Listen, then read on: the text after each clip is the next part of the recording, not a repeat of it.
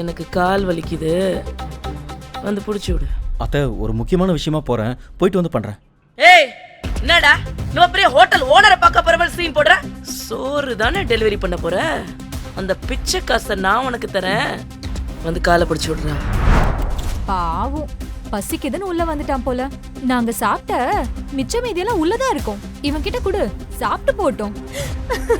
வைஷ்ணவியை கொல்லும் அளவிற்கு சர்வாவுக்கு கோபம் வந்தாலும் விக்ரமனை பார்ப்பதற்காக அதையெல்லாம் அடக்கிக் கொண்டான். என்னால நம்பவே முடியல பேப். இந்த பிச்சைக்காரன் அவனோட எக்ஸ் பாய் ஃப்ரெண்டு. ஆகாஷ் பேசிய வார்த்தைகள் சர்வாவுக்குள் எரிமலையை வெடிக்கச் செய்ய சர்வா ஒரு அடி முன்னே எடுத்து வைக்கும் போது அந்த லக்ஸரி கார் ஹோட்டலின் வாசலில் வந்து நின்றது. அந்த கார் வந்தவுடன் ஹோட்டலில் இருந்த அனைத்து கார்டுகளும் அங்கு குவிந்தனர். அந்த லக்ஸரி காரில் இருந்து ஹோட்டல் ஓனரான விக்ரமன் இறங்கினார். ஹோட்டலுக்குள் நுழையும் விக்ரமன் அங்கிருந்த கூட்டத்தை பார்க்கிறார். அதை பற்றி செக்யூரிட்டிகளிடம் கேட்க, லாபில இணைய சத்தம். சார், உங்களை ஏதோ பார்க்கணும்னு நான் இப்ப கிளியர் பண்ணிடுறேன் சார். நான் எவ்வளவு தடவை சொல்லியிருக்கேன், இந்த மாதிரி என் பேரை சொல்லிட்டு வரவனுங்களை எல்லாம் உள்ள விட்டுறீங்களா? புடிச்சு வெளியே போடுங்கயா. விக்ரமனின் வார்த்தையை கேட்டு அந்த செக்யூரிட்டிகள் அவனை இழுத்து செல்லும் பொழுது அவரின் பார்வை சர்வாவின் கையில் அணிந்திருக்கும் மோதிரத்தில் பட்டது. டைகர். செக்யூரிட்டி, செக்யூரிட்டி, கையெடுங்கடா அவர் மேல இருந்து. அதற்கு பின் நடந்த சம்பவம் அங்கிருந்த அனைவரையுமே அதிர்ச்சியில் உறைய வைத்தது. மோதிரத்தை பார்த்துவிட்டு சர்வாவுக்கு முன்னே மண்டியிட்டார் கோடீஸ்வரன் விக்ரமன். டைகர், நீங்களா? 5 லட்சமா? என்ன விளையாடுறியா? ஒரு பர்த்டே பார்ட்டிக்கு போய் யாராவது 5 லட்சம் செலவு பண்ணுவாங்களா? நான் அப்பவே சொன்னேன், இங்க இருக்கிறவங்க எல்லாம் பாரு, பெரிய பணக்காரங்களா இருக்காங்க, செட் ஆகாதுன்னு. வா போலாம். ஏய் வேதிகா பேபி, சொல்றத கேளு.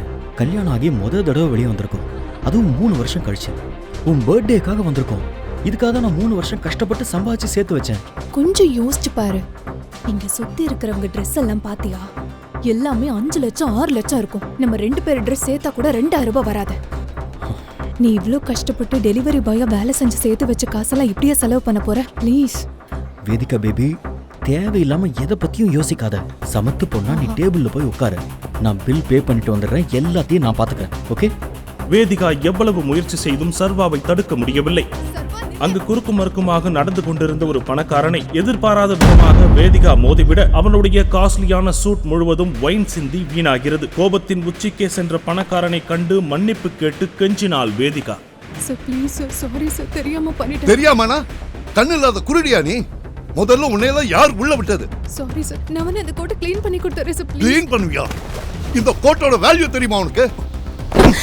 இத பிரான்ஸ்ல இருந்து 20 லட்சம் ரூபாய்க்கு இம்போர்ட் பண்ணிருக்க. நீ இதுக்கு என்ன பதில் சொல்ல போற? இத பெருசு பண்ணாதீங்க சார், எல்லாரும் பாக்குறாங்க சார், ப்ளீஸ்.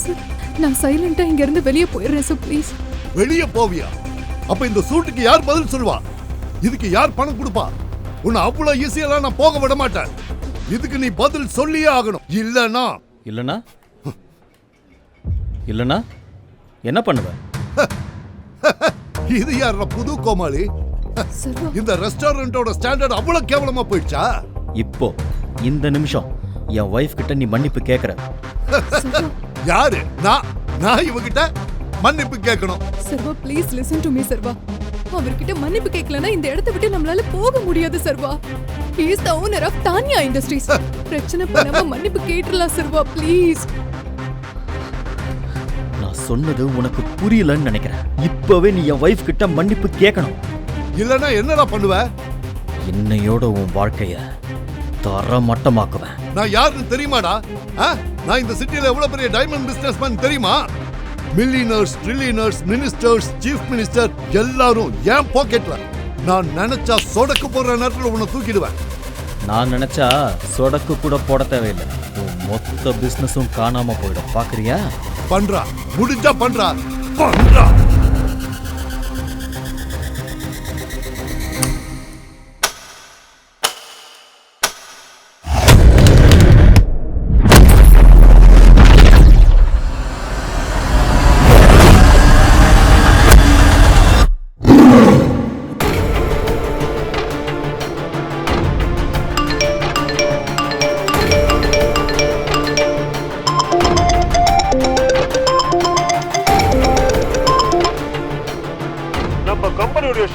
ஒரே அடியா டவுன் ஆயிட்டு இருக்கு.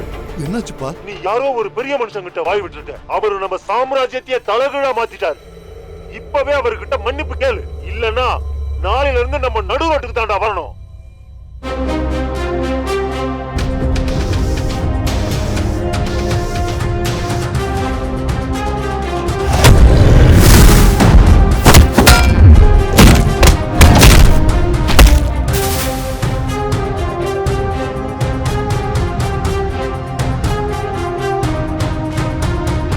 யார் சார் நீங்க? உண்மையாகவே இந்த சர்வா அவ்வளவு பெரிய ஆளாக இருந்தால் ஏன் இரவும் பகலுமாக கஷ்டப்பட்டு டெலிவரி பாய் வேலை செய்ய வேண்டும்? சர்வேஸ்வரன் என்கின்ற சர்வா ஒரு வீட்டோடு மாப்பிள்ளை. அவன் மாமியார் அவனை அனைத்து வேலைகளையும் செய்யும் ஒரு வேலைக்காரனாகவே நடத்தி வந்தாள். சர்வா கிச்சனில் இருந்து அவசரமாக வெளியே செல்வதை பார்த்த அவன் மாமியார் அம்பிகா சர்வாவை வம்பிழுத்து அவமானப்படுத்த நினைத்தார். எப்படிதான் பொண்டாட்டி காசுல உடம்பு கூசாம உட்கார்ந்து சாப்பிடுறியோ சோம்பேறி கழுத. எனக்கு கால் வலிக்குது, வந்து புடிச்சு விடு. அத்தை, ஒரு முக்கியமான விஷயமா போறேன், போயிட்டு வந்து பண்றேன். ஏய், என்னடா நம்ம பெரிய ஹோட்டல் ஓனரை பார்க்க போற சீன் போடுற? சோறு தானே டெலிவரி பண்ண போற? அந்த பிச்சை காசை நான் உனக்கு தரேன், வந்து காலை பிடிச்சு விடுறா. அம்பிகா கத்தி கொண்டிருப்பதை கேட்டபடியே உள்ளே வந்த வேதிகா, என்ன சத்தம்? எதுக்காக இப்ப கத்திட்டு இருக்கீங்க? தனியா கத்துறதுக்கு எனக்கு என்ன தலையெழுத்தா? இந்த வீட்ல என் தொண்டை தண்ணி போகுதுன்னா அதுக்கு காரணமே உன் புருஷன் தான். உங்க தாத்தா உனக்கு இவனை கட்டி வச்சு உன் வாழ்க்கையை குட்டிச்சவர் ஆக்கிட்டாரு. நான் உன்னை சொல்லட்டா, உடனே அவனை இந்த வீட்டை விட்டு அடிச்சு துரத்து. எதுக்கும் லாயக்கு இல்லாம. வேதிகா, சர்வா, அவங்க சொல்றதான் செஞ்சுட்டு போயே சர்வா. இல்ல வேதிகா, நான் ஒரு முக்கியமான விஷயமா போயிட்டு இருக்கேன், போயிட்டு வந்து பண்றேன் என்று சொல்லிவிட்டு சர்வேஸ்வரன் அங்கிருந்து வேகமாக சென்றான். அதை கேட்ட அம்பிகாவின் கோபம் வானளவு உயர்ந்தது. திரும்ப வரட்டும், இந்த நாய்க்கு இருக்கு.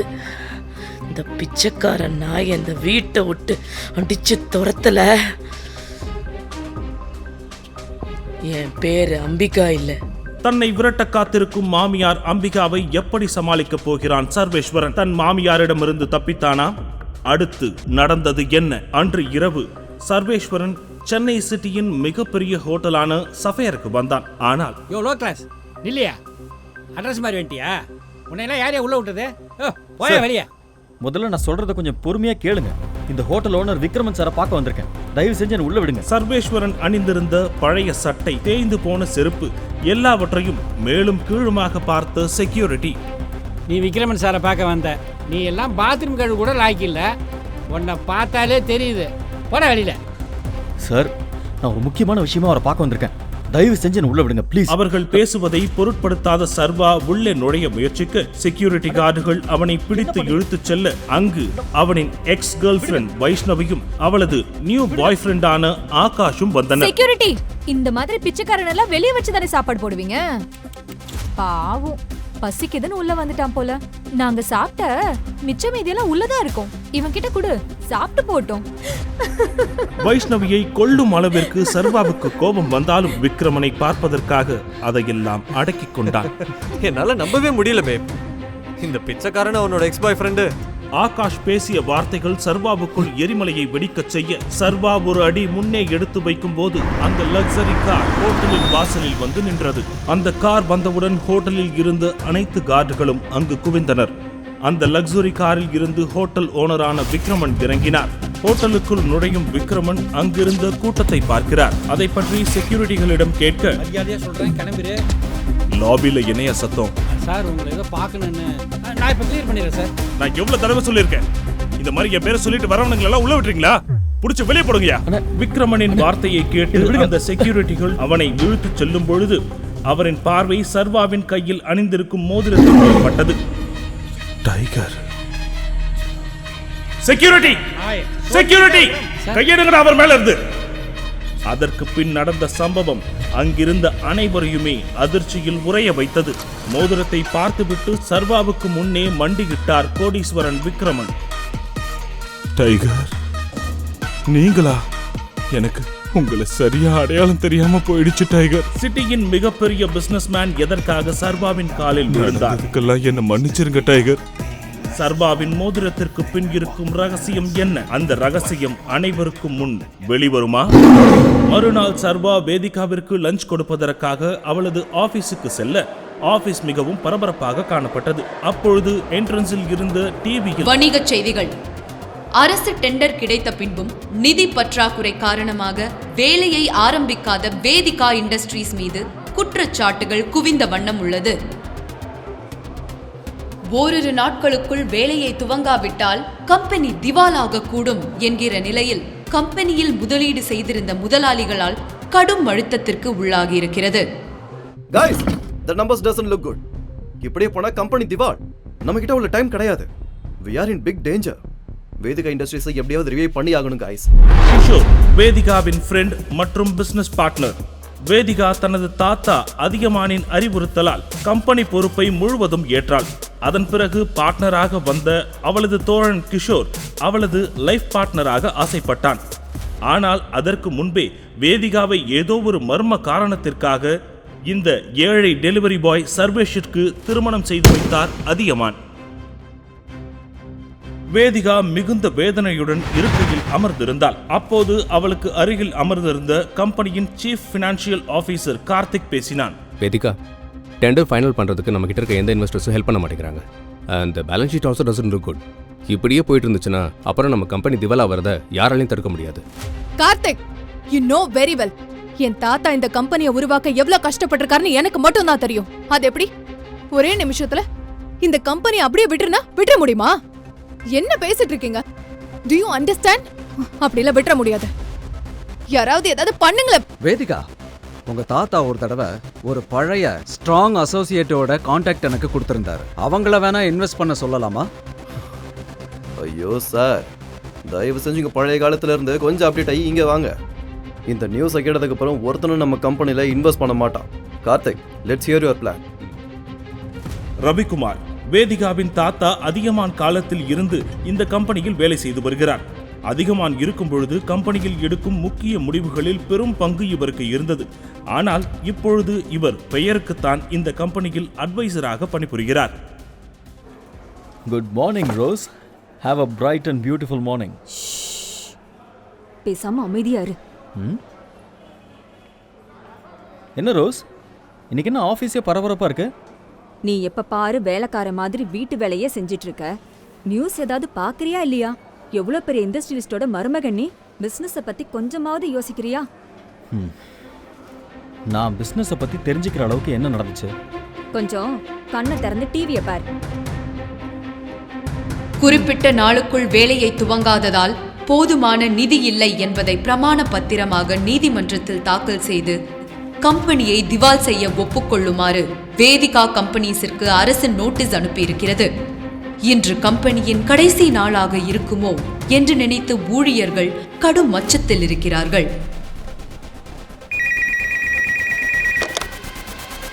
Yes ma'am.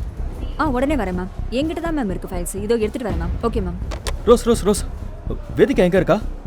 என்ன டிஸ்டர்ப் பண்ணாத. இப்போ வேதிகா மேம்க்கு ஃபைல்ஸ் கொடுக்கறதுக்கு நான் கான்ஃபரன்ஸ் ரூமுக்கு போகணும். நீ லஞ்ச் பேக்கை இங்கே வச்சுட்டு போ.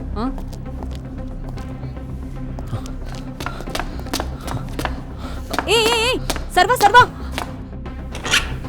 வேதிகா, சர்வேஷ் அனுமதி இல்லாமல் இப்படி உள்ளே வருவதை பார்த்து அங்கு இருந்த அனைவருமே அதிர்ச்சி அடைந்தனர். அது மட்டுமில்லாமல் சர்வேஷ் வீட்டோடு மாப்பிள்ளையாய் இருப்பது அனைவருக்குமே தெரியும். உங்ககிட்ட ஒரு முக்கியமான விஷயம் பேசணும். Sarvesh, get out. இப்படிதான் கொஞ்சம் கூட டீசன்ஸ் இல்லாம திடீர்னு உள்ள வருவியா? இருக்கிற பிரச்சனைல நீ வேற. வெளியே போ. வேதிகா, இந்த பிரச்சனை எல்லாத்தையும் என்னால சார்ட் அவுட் பண்ண முடியும். என்கிட்ட ஒரு ஐடியா இருக்கு. எனக்கா ஒரு 5 minutes கூட. ஏய், என்ன நடக்குதுங்க? வீட்ல மாப் போடுற வேலைக்காரனா பிசினஸ் ஐடியா கொடுக்க வரான்? இல்ல தெரியாம தான் கேக்குறேன். என்னடா தெரியும் பிசினஸ் பத்தி உனக்கு? பிசினஸ் அப்படியே கரைச்சு குடிச்சவரு ஐடியா கொடுக்க வந்துட்டாரு. என்னடா தெரியும் பிசினஸ் பத்தி? என்ன தைரியம்டா உனக்கு? ஆமா, நீ டெலிவரி பாய் தானே? டெலிவரி பாய்னா சாப்பாடு கொடுத்துட்டு போற எடுபடி வேலையை மட்டும் பார்த்துட்டு கிளம்ப. இந்த பிசினஸ்க்கு ஐடியா கொடுக்குற வேலையெல்லாம். வேதிகா, முதல்ல இந்த ஆளை வேலையை விட்டு அனுப்பு. இவனாலதான் எல்லா பிரச்சனையும். என்ன தைரியம்டா உனக்கு? உன்னெல்லாம் இந்த ஆபீஸ் கேட்டு வாசல்ல விட்டதே தப்பு. வேதிகா, வாடா. எனக்கு ஒரு 5 minutes கொடு. ஏய், செக்யூரிட்டி முடிச்சு வெளிய தள்ளுங்க இவனை. விடுங்க, வா, விடுங்க. வாடா. விடுங்க, கையெடுங்க. அப்போது அங்கு வந்த மிஸ் ரோஸ் கிஷோரிடம் ரெக்வஸ்ட் செய்து பேசினார். Sir please relax sir. I will take care of this matter. You can go inside for the meeting sir. நான் சொன்ன ஃபைல் கொண்டு வந்தியா? எஸ். நான் திரும்பி வரும்போது இவங்க இருக்க கூடாது. கோபத்துடன் கிஷோர் திரும்ப கான்ஃபரன்ஸ் ரூமுக்குள் செல்ல, லீவ் ஹிம். இவர் யார் தெரியுமா? இவர் ஒண்ணு திருடன் இல்ல, உங்க வேதிகா மேடமோட ஹஸ்பண்ட். மறந்து போயிட்டீங்களா எல்லாரும்?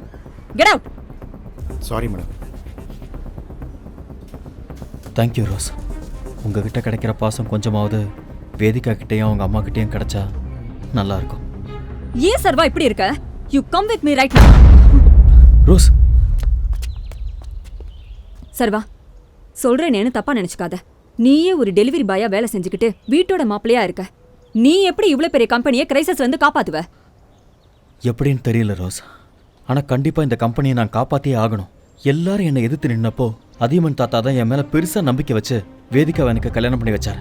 அப்படிப்பட்ட நல்ல மனுஷன் உருவாக்கின இந்த கம்பெனியை நான் திவாலாக விட மாட்டேன். அதெல்லாம் ஓகே சர்வா, ஆனா உன்னால பெருசா என்ன பண்ணிட முடியும்? ரோஸ் ப்ளீஸ், எனக்கு உடனடியாக இந்த கம்பெனியோட இன்வெஸ்டர் டீட்டெயில்ஸ் வேணும். ஷேர் ஹோல்டர்ஸோட லிஸ்ட் வேணும். என்ன சர்வா விளையாடுறியா? நடக்கிறதெல்லாம் நீயும் பார்த்துக்கிட்டு தானே இருக்க. நீ கேட்குற ஃபைல்ஸ் எல்லாம் கான்ஃபரன்ஸ் ரூம்ல தான் இருக்கு. நானே நினைச்சா கூட உள்ள போக முடியாது. என்ன சர்வா? சரி, நான் கிளம்புறேன். நீ உன் வேலையை பாரு. இங்க பாரு, நம்மளால இந்த பிரச்சனை எல்லாம் தீர்த்து வைக்க முடியாது.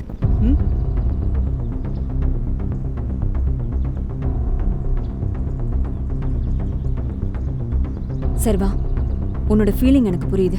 But this situation is beyond our limit. இங்கே உனக்கு ஹெல்ப் பண்ண யாருமே இல்லை. ஆனா ஒருத்தர் இருக்காரு. அவரு நினைச்சா கண்டிப்பா உனக்கு ஹெல்ப் பண்ண முடியும். யார் மேடம் அது? ரவிக்குமார் சார். அவர் வேதிகா தாத்தா ஆதியமான் சாருக்கு ரொம்ப close. Ravikumar sir is chain smoker. 1 மணி நேரத்துக்கு ஒரு தடவை சிகரெட் பிடிக்க வெளியில வருவாரு. நீ இங்கே வெயிட் பண்ணா அவர்கிட்ட பேசி கண்டிப்பா கன்வின்ஸ் பண்ண முடியும். ஐ எம் வெரி ஷூர் அவர் கண்டிப்பா உனக்கு ஹெல்ப் பண்ணுவாரு. டைம் ஆச்சு சர்வா, இப்ப நான் கிளம்புறேன்.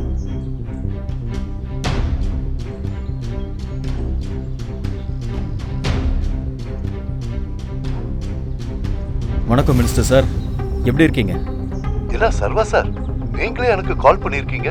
நீங்க எனக்கு கால் பண்ணதுக்கு நான் ரொம்ப புண்ணியம் பண்ணியிருக்கணும் சார். சார் அதெல்லாம் ஒன்றும் இல்லை சார், நீங்கள் வேற. எனக்கு உங்களால் ஒரு சின்ன வேலை ஆகணும் சார். ஹெல்ப் பண்ணுறீங்களா? என்ன பண்ணணும் சொல்லுங்க. ஒரு சாதாரண ஏழை டெலிவரி பாய் சர்வேஷுக்கு மினிஸ்டரை எப்படி தெரியும்? மினிஸ்டரும் சர்வேஷிடம் மிகவும் பழக்கப்பட்ட ஒருவரிடம் பேசுவதைப் போல பேசுவது எப்படி? அவ்வளோ பெரிய விஷயம்லாம் இல்லை சார், உங்களால் ஈஸியாக செய்ய முடியும். மினிஸ்டர் சார், நான் ஒரு 10 நிமிஷத்தில் கூப்பிட்றேன். தேங்க்யூ.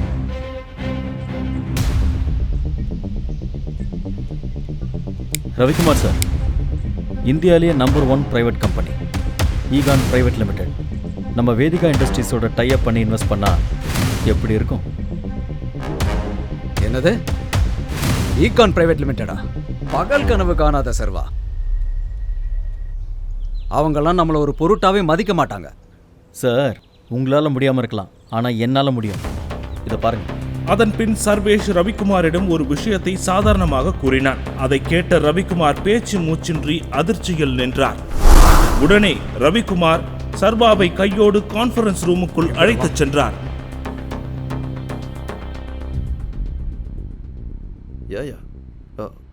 ஏய் லோ கிளாஸ், நீனும் போலையா? Kishore, behave yourself. யாரா இருந்தாலும் முதல்ல ரெஸ்பெக்ட் பண்ண கத்துக்கோ. வேதிகா, நம்ம சர்வேஷ்க்கும் ஒரு சான்ஸ் கொடுத்து பார்க்கலாமே. He has a good plan. இங்க எவ்வளவு சீரியஸா போயிட்டு இருக்கு. ஒரு ஜோக்கரை பிடிச்சி கூட்டு வந்து என்ன காமெடி பண்ணிட்டு இருக்கீங்களா? இதுக்கு தான் நான் அப்பவே சொன்னேன், இந்த மாதிரி பூமர்ஸ் எல்லாம் வேலையை விட்டு துரத்திடலாம். Excuse me, mind your words. உன்னோட வயசை விட இந்த கம்பெனில என்னோட எக்ஸ்பீரியன்ஸ் அதிகம். வேதிகா, நான் சர்வேஷ் பேசினதை கேட்டேன். He has a valid plan. ஏய், அதெல்லாம் உங்க இஷ்டத்துக்கு பண்ண முடியாது. இருவருக்கும் இடையே வாக்குவாதம் முற்றிக்கொண்டிருக்க வேதிகா எதையோ யோசித்துக் கொண்டிருந்தாள். அவளுக்கு தாத்தா கூறிய ஒரு விஷயம் ஞாபகத்திற்கு வந்தது. வேதிகாம்மா, இத மட்டும் நல்லா தெரிஞ்சுக்கம்மா. கண்டிப்பா சர்வேஸ் உனக்கு ஒரு நல்ல புருஷனா இருப்பான். எப்பவாது உனக்கோ நம்ம கம்பெனிக்கோ பிரச்சனைன்னு வந்துச்சுன்னா அதை எல்லாத்தையும் தீர்த்து வச்சு நம்மளை காப்பாத்த போறது சர்வேஸ்வரன். தன் எதிரில் நடந்து கொண்டிருக்கும் சண்டையை பார்த்து வேதிகா கோபத்தில் கத்தினாள். Stop it Kishore. இந்த கம்பெனியோட ஓனர் நான் தாங்கிறத மறந்துடாத. இங்க எல்லா டெசிஷன் மேக்கிங் அத்தாரிட்டி என்கிட்ட தான் இருக்கு. சர்வா, இங்க உட்கார்ந்து உன் பிளான் என்னன்னு சொல்லு. வேதிகா கிஷோரிடம் கோபத்தில் கத்தியதை பார்த்து சர்வேஷ் ஆனந்தமடைந்தான். ரவிக்குமார் சர்வேஷை தனது அருகில் இருந்த இருக்கையில் அமர வைத்தார். வேதிகா, இந்த ஃபினான்ஷியல் கிரைசிஸை நான் தீர்த்து வைக்கிறேன். ஆனால் அதுக்கு முன்னாடி இந்த கம்பெனியோட investors list, share holders details and balance ஷீட்டை நான் பார்க்கணும். This is too much. நாங்கள் எப்படி யாருன்னே தெரியாதவங்க கிட்ட கம்பெனி டீடைல்ஸ் கொடுக்க முடியும்? கார்த்திக், லேப்டாப்பை பாஸ் பண்ணுங்க. வேதிகா, நீ எதுக்கு இந்த கிறுக்கம் பேச்செல்லாம் கேட்டுக்கிட்டு இருக்க? Just pass the laptop, Karthik. And Kishore, why don't you mind your language, huh? Sarvesh என்னோட ஹஸ்பண்டுங்கிறத மறந்துடாத. You start. இந்த 2 வருடத்தில் தனக்காக வேதிகா வேறு ஒருவரிடம் சண்டை போடுவதை முதல் முறையாக சர்வேஷ் பார்க்கிறான்.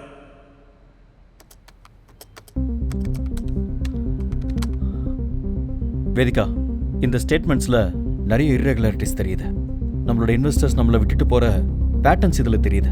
அது மட்டும் இல்லாமல் நம்மளோட பேலன்ஸ் ஷீட்டில் இருக்கிற டிரான்சாக்ஷன்ஸில் எனக்கு ஏதோ ஒரு டவுட் இருக்கு. சும்மா வெட்டி பேச்சு தான். ஒன்று சொல்லு, கம்பெனி எப்படி காப்பாற்ற போற?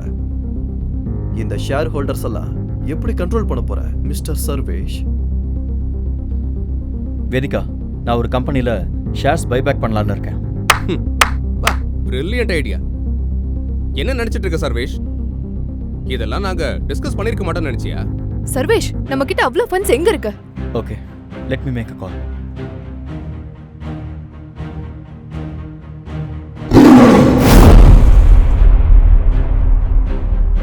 சர்வேஷ் தனது போனில் ஒரு நம்பரை எடுத்து கால் செய்தான்.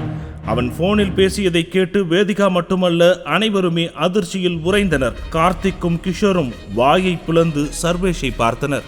யா மிஸ்டர் ரத்னா, இப்போ நான் சொல்ல போகிற விஷயத்த கவனமாக கேளுங்க. ஈகான் பிரைவேட் லிமிடெட் இண்டஸ்ட்ரீஸ் இமீடியட்டாக வேதிகா இண்டஸ்ட்ரீஸ்க்கு 500 crores ட்ரான்ஸ்ஃபர் பண்ணோம்.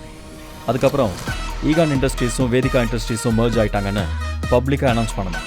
அதை விட முக்கியமான ஒரு விஷயம், அகுஜா கார்பரேஷனில் எத்தனை ஷேர்ஸ் இருக்கோ அதை உடனே இப்போவே மொத்தமாக வாங்கிடுங்க. Okay, I will call you back.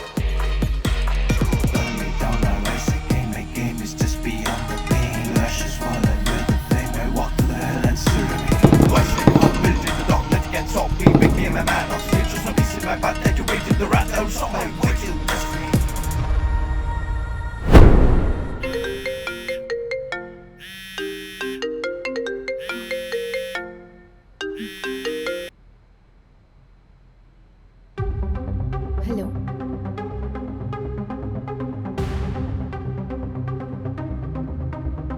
Ravikumar Sarvesh பேசியதை கேட்டு மகிழ்ச்சி அடைந்தார். ஆனால் வேதிகா சர்வேஷ் கோடிக்கணக்கில் பிசினஸ் பேசுவதை பார்த்து அதிர்ச்சியில் உறைந்தாள். வீட்டோடு மாப்பிள்ளையாக இருக்கும் தன் கணவன் பெரிய கம்பெனியின் சிஇஓவை போல பிசினஸ் டீல் பேசி ஈகான் இண்டஸ்ட்ரியை எப்படி மெர்ஜ் செய்தான் என்று குழப்பத்தில் இருந்தாள் வேதிகா.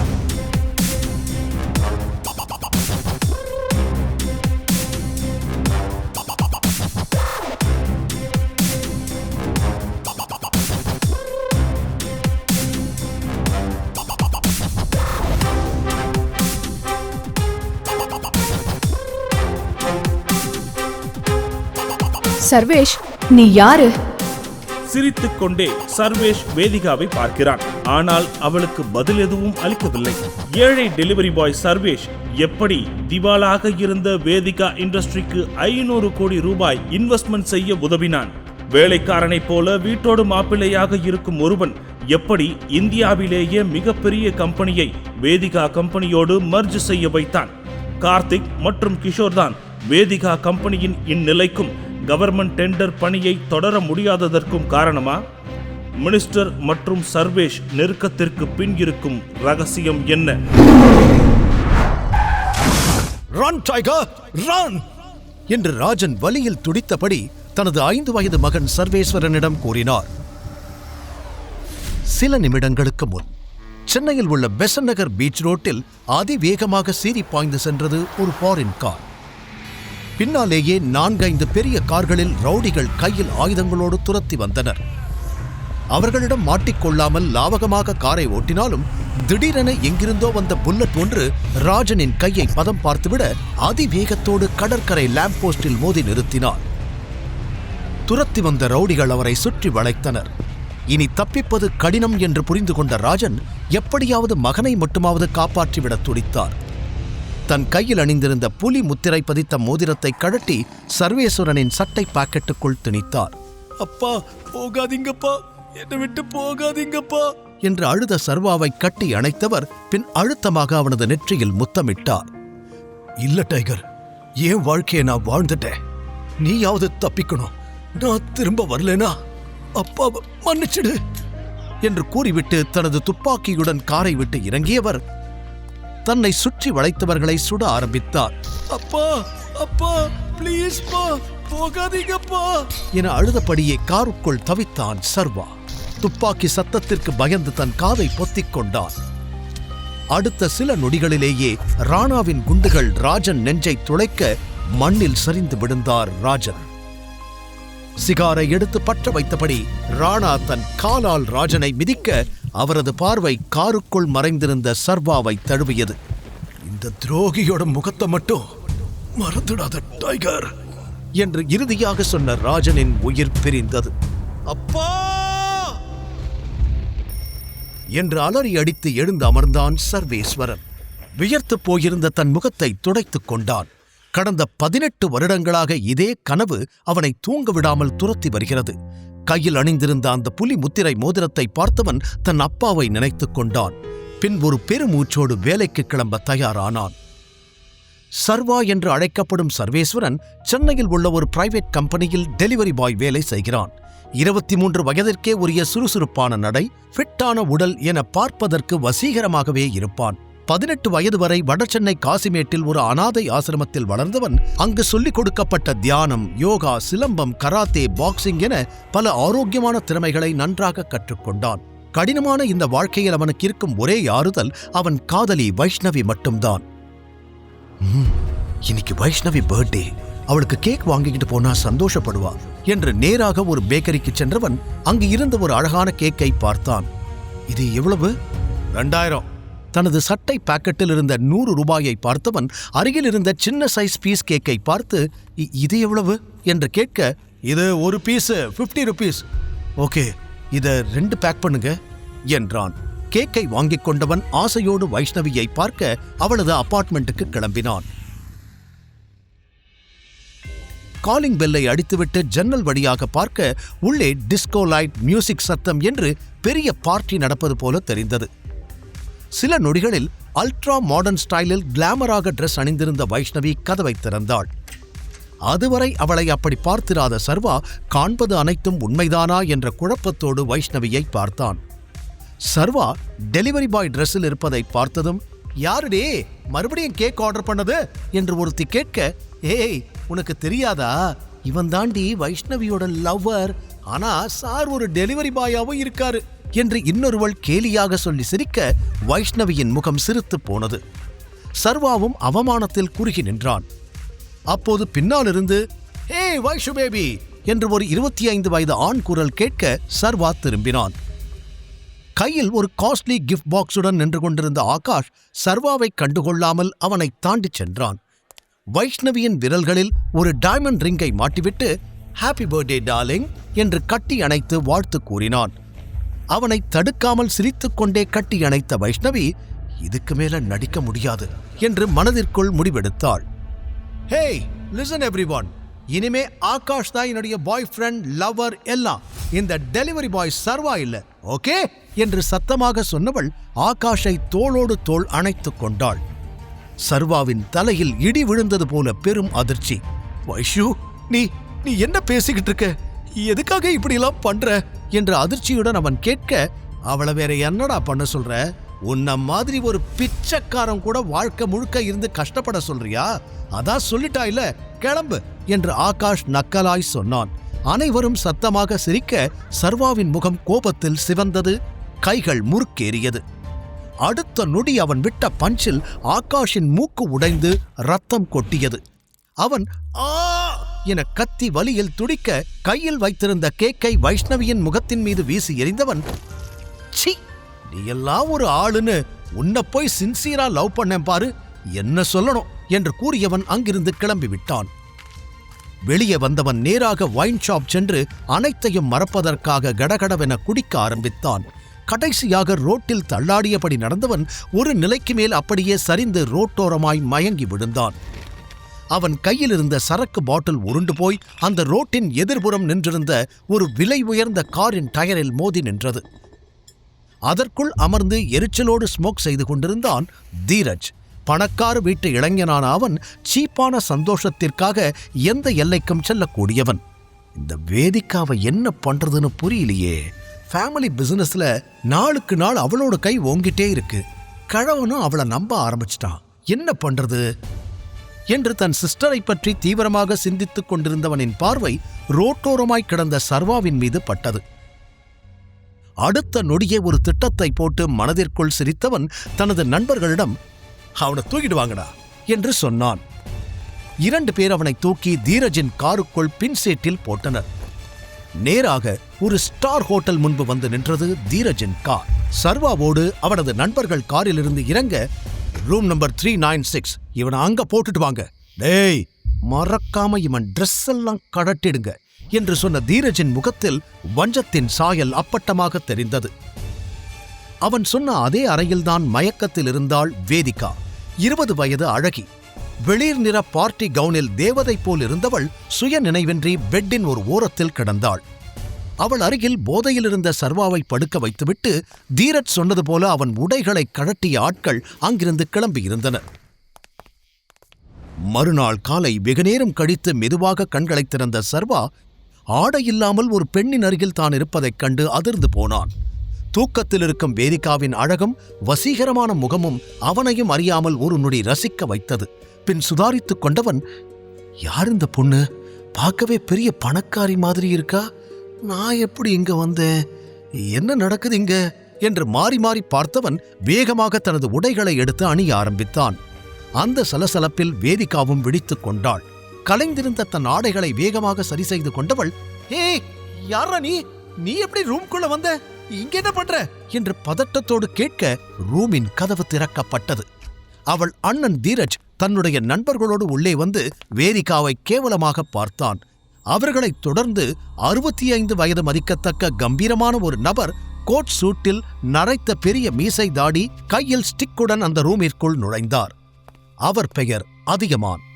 தாத்தா பாத்தீங்களா இவ என்ன வேலை பண்ணிருக்கான்னு என்று தீரஜ் ஏத்திவிட கோபத்தோடு வேதிகாவை பார்த்தவர் பளார் என அறைந்தார்.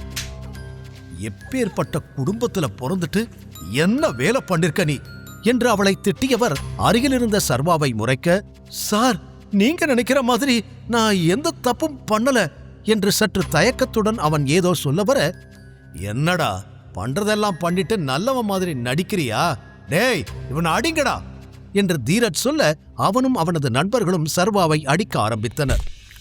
நிறுத்துங்க என்று கத்திய அதியமான் சர்வாவின் சட்டையை பிடித்து இழுத்தார். யாருடா நீ?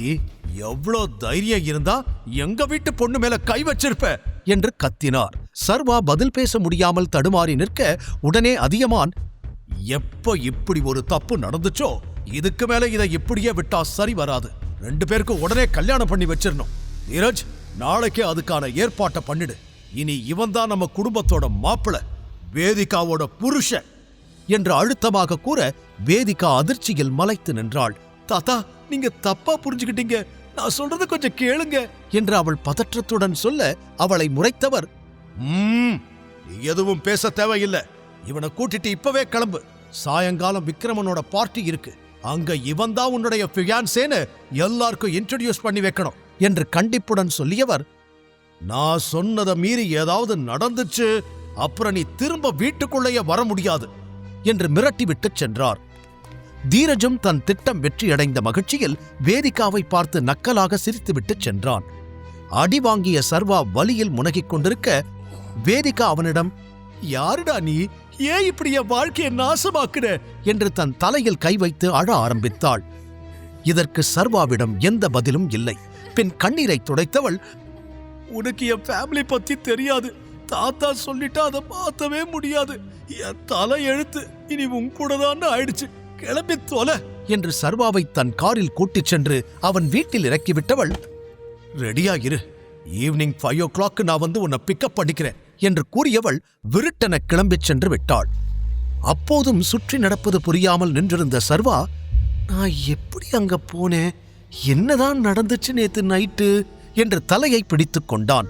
பிறகு, என்ன இருந்தாலும் நான் அப்படி பண்ணிருக்க கூடாது, என்னால ஒரு பொண்ணு வாழ்க்கையே கெட்டு போச்சு என்று தன் மீது கோபப்பட்டு கொண்டவன் குற்ற உணர்ச்சியில் தவித்தான். சரியோ தப்போ, இனி இவ கூட தான் நம்ம லைஃப் என்று முடிவெடுத்தவன் பார்ட்டிக்கு கிளம்ப தயாரானான். சொன்னது போலவே ஈவினிங் 5 o'clock காரில் வந்து அவன் வீட்டு முன்னால் நின்றாள் வேதிகா. அவளது ஸ்கை ப்ளூ ரிச் காஸ்டியூமை பார்த்து மயங்கி போனான் சர்வா. என்ன அழகடா இந்த பொண்ணு, இவளுக்கு இனிமே நான் தான் புருஷனா? தன்னைத்தானே கிள்ளிக் கொண்டவன் தனது அப்பா கொடுத்த புலி முத்திரை கொண்ட மோதிரத்தை சுழற்றியபடி காரில் ஏற வந்தான். தயவு செஞ்சு அதை கழட்டி போடுறியா, பார்க்கவே கேவலமா இருக்கு என்று கூறினாள் வேதிகா. இல்ல, இதுதான் எனக்கு எல்லாமே, இதை கழட்ட முடியாது என்று அவன் ஸ்டபனாக கூறியதும் எரிச்சல் அடைந்தவள், கெட்டன் என்றாள். காருக்குள் நிறைந்திருந்த அவளின் காஸ்ட்லியான யூனிக் பெர்ஃப்யூம் வாசனையும் காகிள்ஸ் அணிந்தபடி அவள் கார் ஓட்டும் ஸ்டைலும் சர்வாவை ரசிக்க வைத்தது. அடுத்த 20 நிமிடங்களுக்கு இருவரும் ஒரு வார்த்தை கூட பேசிக்கொள்ளவில்லை. பார்ட்டி நடக்கும் இடத்திற்கு வந்து சேர்ந்ததும் காரை நிறுத்தியவள் அவனோடு ஒன்றாக உள்ளே சென்றாள். பார்ட்டி நடக்கும் விக்ரமனின் போட்ஸ் கிளப் வில்லா பிரம்மாண்டமாய் அலங்கரிக்கப்பட்டிருந்தது. அனைத்தையும் ஆச்சரியமாய் பார்த்தபடி உள்ளே நுழைந்தான் சர்வா. அப்போது முகத்தில் பிளாஸ்டரோடு அங்கு வந்து நின்றான் அவனின் எக்ஸ் லவ்வர் வைஷ்ணவியின் திடீர் காதலன் ஆகாஷ். சர்வாவின் சட்டையை பிடித்தவன், உனக்கு இங்கென்னடா வேலை என்று மிரட்ட சர்வா அவனை முறைத்தான். ஏய், என்ன பண்ற, இவர் என்னோட ஃபியான்சே, கையை எடு என்று அதட்டலாக சொன்னாள் வேதிகா. அதை கேட்டு அங்கிருந்த அனைவருமே அதிர்ச்சியாகினர். சர்வாவும் தன் புருவம் உயர்த்தி சின்ன ஆச்சரியத்துடன் வேதிகாவை பார்த்தான். வாட், உனக்கு என்ன பைத்தியம் பிடிச்சிருக்கா? இவனே ஒரு டெலிவரி பாய், இவனை போய் உன் ஃபியான்சேன்னு சொல்ற என்று அதிர்ச்சியுடன் கேட்டான் ஆகாஷ்.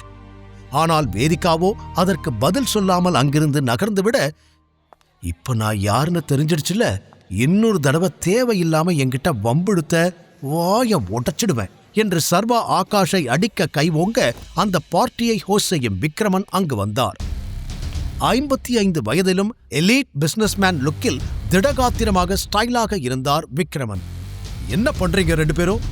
இவனை யாருமே இங்கே இன்வைட் பண்ணல, திருட்டுத்தனமா உள்ள வர பார்க்கறான் என்று ஆகாஷ் வேகமாக சொல்ல சர்வாவை கூர்ந்து பார்த்தார் விக்ரமன்.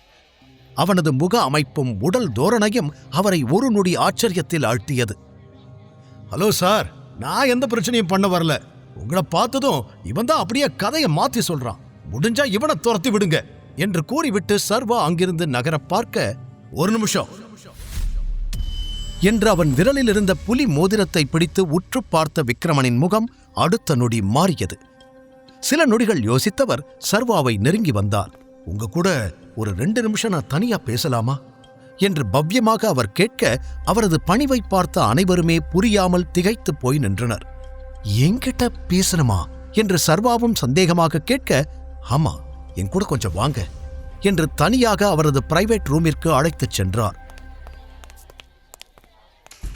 உங்க மோதிரத்தை நான் பார்க்கலாமா என்று மோதிரத்தை கையில் வாங்கி அதிலிருந்த புலி முத்திரையும் அதற்கு நடுவில் எழுதியிருந்த டி என்ற எழுத்தையும் பார்த்தவர் மீண்டும் அதிர்ந்து, டைகர் என்று மெல்லிய குரலில் கூறினார். சர்வா அந்த வார்த்தையை கேட்டதும் அவரை சட்டென்று நிமிர்ந்து பார்த்தான். இந்த பேரு என் அப்பாவுக்கு மட்டும்தான் தெரியும், உங்களுக்கு எப்படி என்று சர்வா புரியாமல் கேட்க, கண்கள் கலங்க அவனை பார்த்தவர், 18 வருஷமா உன்னைத்தான் தேடிக்கிட்டு இருக்கேன் டைகர், நீ எங்க ராஜனோட பையன்தானே என்று அவர் கேட்க, சர்வா ஆமா என்று தலையாட்டினான். எமோஷனலாக அவனை கட்டி அணைத்துக் கொண்டவர் வேகமாக ஒரு ஸ்கிரீனை விலக்கினார். ஒரு பெரிய சைஸ் பழைய போட்டோ சுவற்றில் பதிந்திருந்தது. அதில் சர்வாவின் அப்பா ராஜன், விக்ரமன் மற்றும் ராணா மூவரும் இளம் வயதில் நண்பர்களாக சிரித்தபடி நின்று கொண்டிருந்தனர். அதில் தன் அப்பாவை கொன்ற ராணாவின் முகத்தை பார்த்ததும் சர்வா அதிர்ச்சி அடைந்தான். இந்த துரோகியோட முகத்தை மட்டும் மறந்துடாத டைகர் என்று அவன் அப்பாவின் இறுதி வார்த்தைகள் அவன் காதுகளில் மீண்டும் ஒலிக்க கோபத்தில் அவன் முகம் சிவந்தது. தன் உணர்ச்சிகளை கட்டுப்படுத்திக் கொண்டான். என் பேரு விக்ரமன், உன் அப்பாவோட உயிர் நண்பன். உன் அப்பா, நான், ராணா, நாங்க 3 பேரும் சேர்ந்துதான் இந்த H&T பிசினஸ் சாம்ராஜ்யத்தை உருவாக்கணும். ஆனா இதோட வெற்றியில பெரிய பங்கு உங்க அப்பாவோடதுதான். இதுக்கு நீதான் ஒரே வாரிசு டைகர் என்று அவர் கூற இன்னும் அதிர்ச்சியில் உறைந்தான் சர்வா. வெளியே இருந்து பார்க்கறப்போ இது ஒரு நார்மலான பிசினஸ் கம்பெனியா தான் தெரியும். ஆனா அண்டர்வேர்ல்ட்ல இதுக்கு இன்னொரு முகம் இருக்கு. ஹவுஸ் ஆஃப் டைகர்ஸ் என்று அவர் சொல்லச் சொல்ல சர்வாவுக்கு தன் அப்பாவின் ஆபத்தான வாழ்க்கை அப்போதுதான் புரிய ஆரம்பித்தது. நம்ம நாட்டுல இருக்கிற அரசியல்வாதிகள், செலிபிரிட்டிஸ், பெரிய பெரிய பணக்காரங்க எல்லாம் நம்ம கம்பெனி பேரை கேட்டாலே பயத்துல நடுங்குவாங்க. உன் அப்பா ராஜன் வச்சதுதான் சட்டம், அதை யாராலையும் மீற முடியாது. ஆனா உன் அப்பா நல்லவர். சட்டத்துக்கு புறம்பா நாங்க சில வேலைகள் செஞ்சாலும் அது எல்லாமே கஷ்டப்படுற மக்களுக்காகத்தான். உன் அப்பா இறந்ததுக்கு அப்புறம் இங்க எல்லாமே மாறி போச்சு. அது வரைக்கும் நம்மளை பார்த்து பயந்து ஒளிஞ்ச நிறைய பேர் நமக்கு எதிரிகளா உருமாற ஆரம்பிச்சாங்க. அதுல நம்மளோட மிகப்பெரிய எதிரியே ஆதிசேஷன் தான். அவனும் பல வருஷமா உன்னை தேடி கண்டுபிடிச்சு எப்படியாவது கொலை பண்ணணும்னு தான் வெயிட் பண்ணிக்கிட்டு இருக்கான். உன் அப்பா பண்ண புண்ணியத்துல இத்தனை வருஷமா நீ அவங்கிட்ட இருந்து தப்பிச்சிட்ட என்று விக்ரமன் ஒரே மூச்சில் பிளாஷ்பேக்கை சொல்ல சர்வா நிதானமாக கேட்டுக்கொண்டிருந்தான். இப்போ ராணாவோட மகன் சூர்யா தான் நம்ம பிசினஸ மொத்தமா பார்த்துக்கிட்டு இருக்கான். ஆனா நீ திரும்பி வந்துட்டதால இன்னையிலிருந்து நீதான் இங்க எல்லாமே. இந்த கம்பெனியோட மொத்த கண்ட்ரோல் உன் கைக்கு சீக்கிரமே வந்துடும். இந்த நாளுக்காகத்தான் நான் இவ்வளவு நாள் வெயிட் பண்ணிக்கிட்டு இருந்தேன். உன் அப்பா கூட வேலை பார்த்த மாதிரியே இனி உன் கூட வேலை பார்க்க போறது எனக்கு ரொம்ப சந்தோஷமா இருக்கு. Yes, the tiger has returned என்று உணர்ச்சி வேகத்தில் விக்ரமன் அவனை கட்டி அணைத்துக் கொள்ள சர்வாவின் உலகம் ஒரே நாளில் தலைகீழாய் மாறி இருந்தது.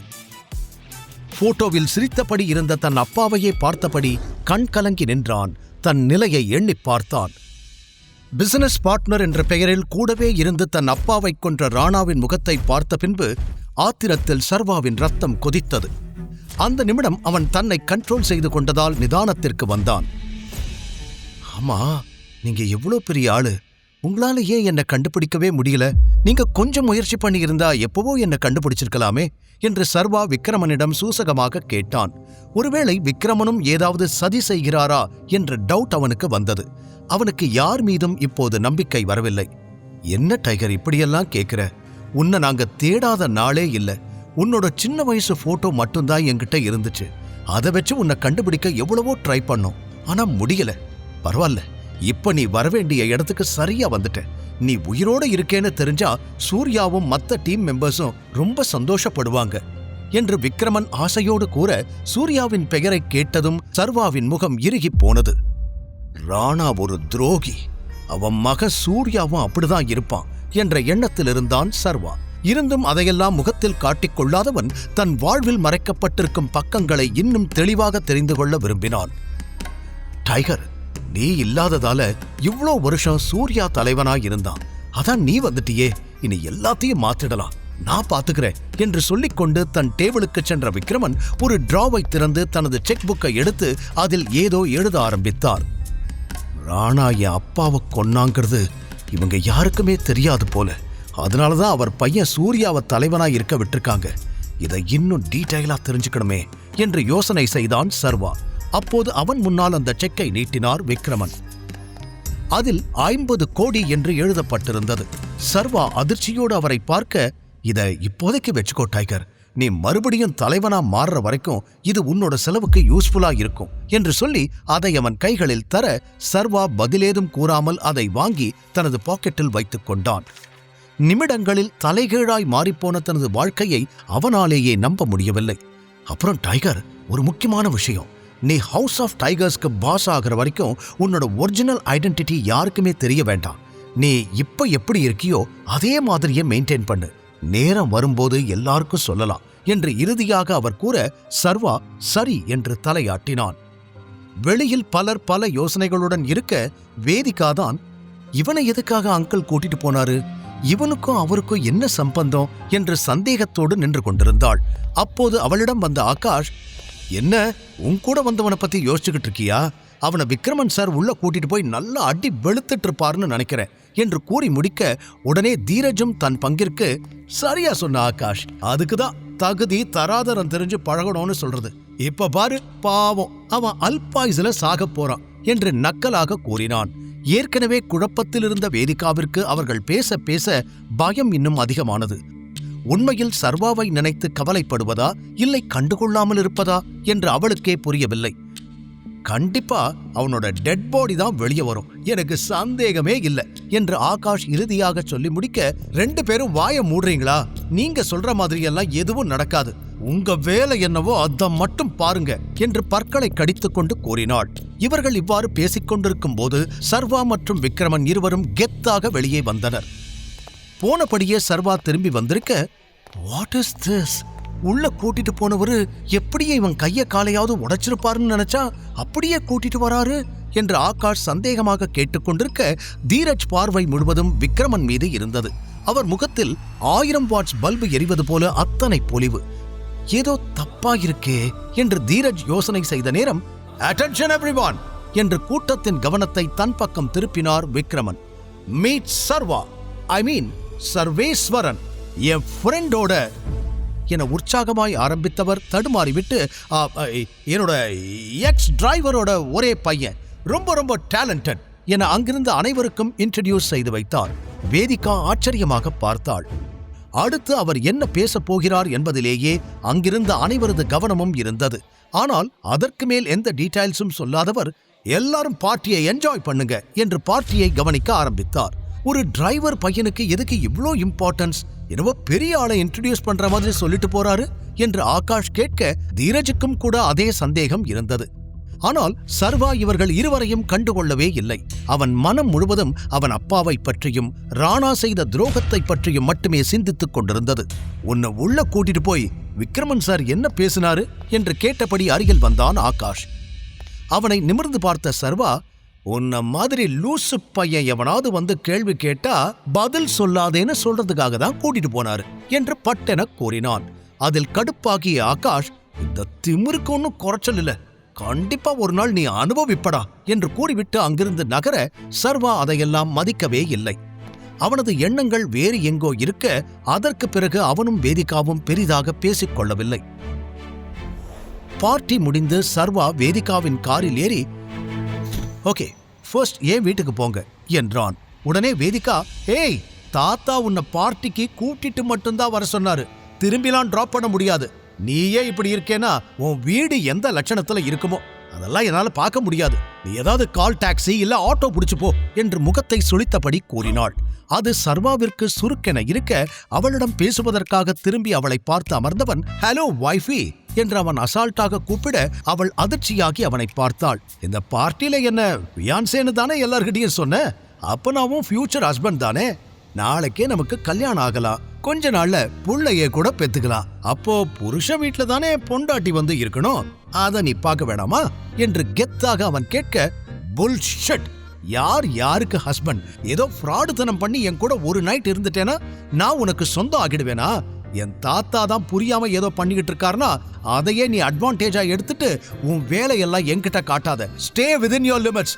இப்பதான் உன் ட்ரூ கலர்ஸ் கொஞ்சம் கொஞ்சமா வெளியே தெரியுது என்று பொரிந்து தள்ளியவள் மூச்சு வாங்கினாள். சர்வா அமைதியாக அவளையே பார்த்து கொண்டிருந்தான். ஒரே நைட்ல என் வாழ்க்கையவே கெடுத்துட்டு இப்ப லாஜிக் பேசுறியா? முதல்ல நேத்து நைட் எப்படி என் ரூம்குள்ள வந்த அத சொல்லு என்று அவள் கோபத்தில் கேட்க, அதே கேள்விய நான் உன்கிட்ட கேட்கிறேன், நீதான் என்ன உன் ரூமுக்கு கூட்டிட்டு வந்தியா என்றான் சர்வா அவளை நேருக்கு நேர் பார்த்து. அதை சற்றும் எதிர்பாராத வேதிகா ஒரு நொடி திணறிப் போனாள். பின் சமாளித்துக் கொண்டவள், பண்றதெல்லாம் பண்ணிட்டு என்னையவே கேள்வி கேட்கிறியா? உன்கிட்ட பேசுறதுக்கெல்லாம் எனக்கு டைம் இல்ல. நீ உன் வீட்டுக்கு போ, நான் ஏன் வீட்டுக்கு போறேன். ஒருவேளை ஃபியூச்சர்ல நம்ம ஒன்னா தங்க வேண்டிய நிலைமை வந்தா அப்பவும் நீ தான் என் வீட்டுக்கு வருவ. அங்க என் வீட்டு சர்வன்ஸ் தங்குற இடத்துல இப்பவே உனக்கும் ஒரு பிளேஸ் ரெடி பண்ணி வைக்க சொல்றேன் என்று திமிராக சொன்னாள். அந்த வார்த்தை சர்வாவை ஆழமாக தாக்கியது. ஆனால் அவன் உள்மனது சொன்னது நிச்சயமாக வேதிகாவின் இயல்பான குணம் இது இல்லை என்று. ஆகாஷும் தீரஜும் அவமானப்படுத்தும் போது இவள்தானே அதை தடுத்து காப்பாற்றினாள் என்று மனதுக்குள் அலசி பார்த்தவன் தன்னை சமாதானப்படுத்திக் கொண்டான். பின் சிறிது நேரத்தில் அவள் இறக்கிவிட்டு சென்றுவிட வெறுமையான தன் ஹவுசிங் போர்டு அறையை பார்த்தவன் மனதிற்குள் சொல்ல முடியா பல எண்ணங்கள் ஓடியது. அடுத்த நாளும் வழக்கம் போல கனவு கண்டு தூக்கத்தில் அடித்து பிடித்து எழுந்தான் சர்வா. வழக்கமாக தன்னை சமாதானப்படுத்திக் கொள்வதில் அவனுக்கு பல சிரமங்கள் இருக்கும். ஆனால் நேற்று விக்ரமனை சந்தித்த பிறகு பாரங்கள் பாதியாக குறைந்திருக்க, அப்பா, நீங்க உருவாக்குன சாம்ராஜ்யம் அப்படியே இருக்கு, அதை என் கைக்கு கொண்டு வரணும். நீங்க ஆசைப்பட்டபடி டைகரா நான் மாறுவேன்பா, இனி அதுதான் என் கோல் என்று தனக்குத்தானே சொல்லிக் கொண்டவன் எழுந்து கிளம்ப ஆரம்பித்தான். அப்போது அவனுக்கு ஒரு அழைப்பு வந்தது. நான் அதிகமான், வேதிகாவோட தாத்தா பேசுறேன். நீ இன்னும் 1 hourல ரெஜிஸ்டர் ஆபீஸ்ல இருக்கணும், புரியுதா? நீ வரல, உன்னை எப்படி வர வைக்கணும்னு எனக்கு தெரியும் என்று கோபமாக சொல்லி அழைப்பை துண்டித்தார். வான்னு சொன்னாலே நான் வரப்போறேன், எதுக்கு இவர் இவ்வளோ எனர்ஜியை வேஸ்ட் பண்றாருன்னு தெரியலையே என்று நினைத்துக் கொண்டவன் கிளம்பினான். ஏற்கனவே இனி வேதிகாவும் அவளது குடும்பத்தினரும் என்ன சொன்னாலும் அதை அப்படியே கேட்க வேண்டும் என முடிவெடுத்து விட்டதால் இதெல்லாம் ஒரு விஷயமாகவே அவனுக்கு தெரியவில்லை. ரெஜிஸ்டர் ஆபீஸில் அதியமான், வேதிகா, தீரஜ் மூவர் மட்டுமே இருக்க சர்வா அங்கு சென்றான். ஃபார்மாலிட்டிஸ் எல்லாம் முடிச்சாச்சு, கையெழுத்து மட்டும் போடு என்று தீரஜ் கூற பதில் எதுவும் பேசாமல் அவர்கள் காட்டிய இடத்தில் கையெழுத்து போட்டான். வேதிகா அவனை எரிச்சலோடு பார்த்தாள். பின் அவளும் கையெழுத்து போட, என்ன கல்யாணம்னு சொன்னாங்க, இவ்வளோ சிம்பிளா பண்ணிட்டாங்க, பொண்ணோட அப்பா அம்மா கூட வரலையே, இவ என்ன டெஸ்ட் டியூப் பேபியா என்று சம்பந்தமில்லாமல் அவன் சிந்தித்துக் கொண்டிருந்தான். இது மட்டும் அவளுக்கு தெரிந்திருந்தால் அங்கேயே அவனை துரத்தி துரத்தி அடித்திருப்பாள். டாக்குமெண்ட்ஸை சரிபார்த்த ரெஜிஸ்டர், எல்லாம் ஓகே சார், இன்னும் 1 வீக்ல மேரேஜ் சர்டிபிகேட் ஆன்லைன்ல எடுத்துக்கலாம் என்று சொல்ல அங்கிருந்து வெளியே வந்த அதியமான், இன்னையிலிருந்து நீங்க 2 பேரும் லீகலா ஹஸ்பண்ட் அண்ட் ஒய்ஃப், இனிமேலாவது ஒழுக்கமா இருங்க என்று இருவரையும் பார்த்து சொன்னவர், சீக்கிரமா இவனை நம்ம வீட்டுக்கு கூட்டிட்டு வர வழிய பாரு, தீரஜ் போகலாம் என்று வேதிகாவிடம் சொல்லிவிட்டு தன் காரில் ஏறி சென்று விட்டார். அவனை திரும்பி ஒரு லுக் விட்ட வேதிகாவும் எதுவும் சொல்லாமல் அங்கிருந்து கிளம்பிவிட, என்னடா நடக்குதுங்க, மஞ்சள் தண்ணி ஊத்தி ஆட்டை வெட்டுற மாதிரி வர சொன்னாங்க, கையெழுத்து போட சொன்னாங்க, கல்யாணம் முடிஞ்சிடுச்சுன்னு எல்லாரும் கிளம்பி போயிட்டாங்க. டெலிவரி பாயா இருந்த எனக்கு இப்படி ஒரு இன்ஸ்டன்ட் மேரேஜ் நடக்கும்னு கனவுல கூட நினைச்சு பார்த்தது இல்லையே. என்னவோ போடா, இன்னும் என் வாழ்க்கையில நான் என்னென்னலாம் பார்க்கணுமோ என்று தனக்குள் புலம்பியவன் அங்கிருந்து கிளம்பினான். பின் அடுத்த அரை மணி நேரத்தில் தான் டெலிவரி பாயாக வேலை செய்யும் ஆபீஸுக்கு வந்து சேர்ந்தான். அவன் காரிடாரில் நடந்து கொண்டிருந்த நேரம், ஹலோ பிஸி டெலிவரி பாய் என்று பின்னாலிருந்து ஹரீஷ் கத்தும் சத்தம் கேட்டது. ஹரீஷும் அவனோடுதான் வேலை செய்கிறான். ஆனால் அவனுக்கு வேலை செய்வதை விட சர்வாவை மட்டம் தட்டி பேசுவதுதான் ரொம்ப பிடிக்கும். எனவே என்ன விஷயம்னு சொல்லு என்று பேச்சை கத்தரித்தான் சர்வா. பாஸ் உன்னை கூப்பிடுறாரு, நேத்து இன்ஃபார்ம் பண்ணாம வேலைக்கு லீவ் போட்டுட்ட, அப்புறம் இன்னைக்கும் லேட்டு என்று சொல்ல தன் பாஸின் கேபினுக்கு சென்ற சர்வா, குட் மார்னிங் சார் என்று சொல்ல அவனுக்கு எதிரே பெரிய தொப்பையோடும் சொட்டை தலையோடும் அமர்ந்திருந்த அவன் பாஸ் சர்வாவை ஏளனமாக பார்த்தார்.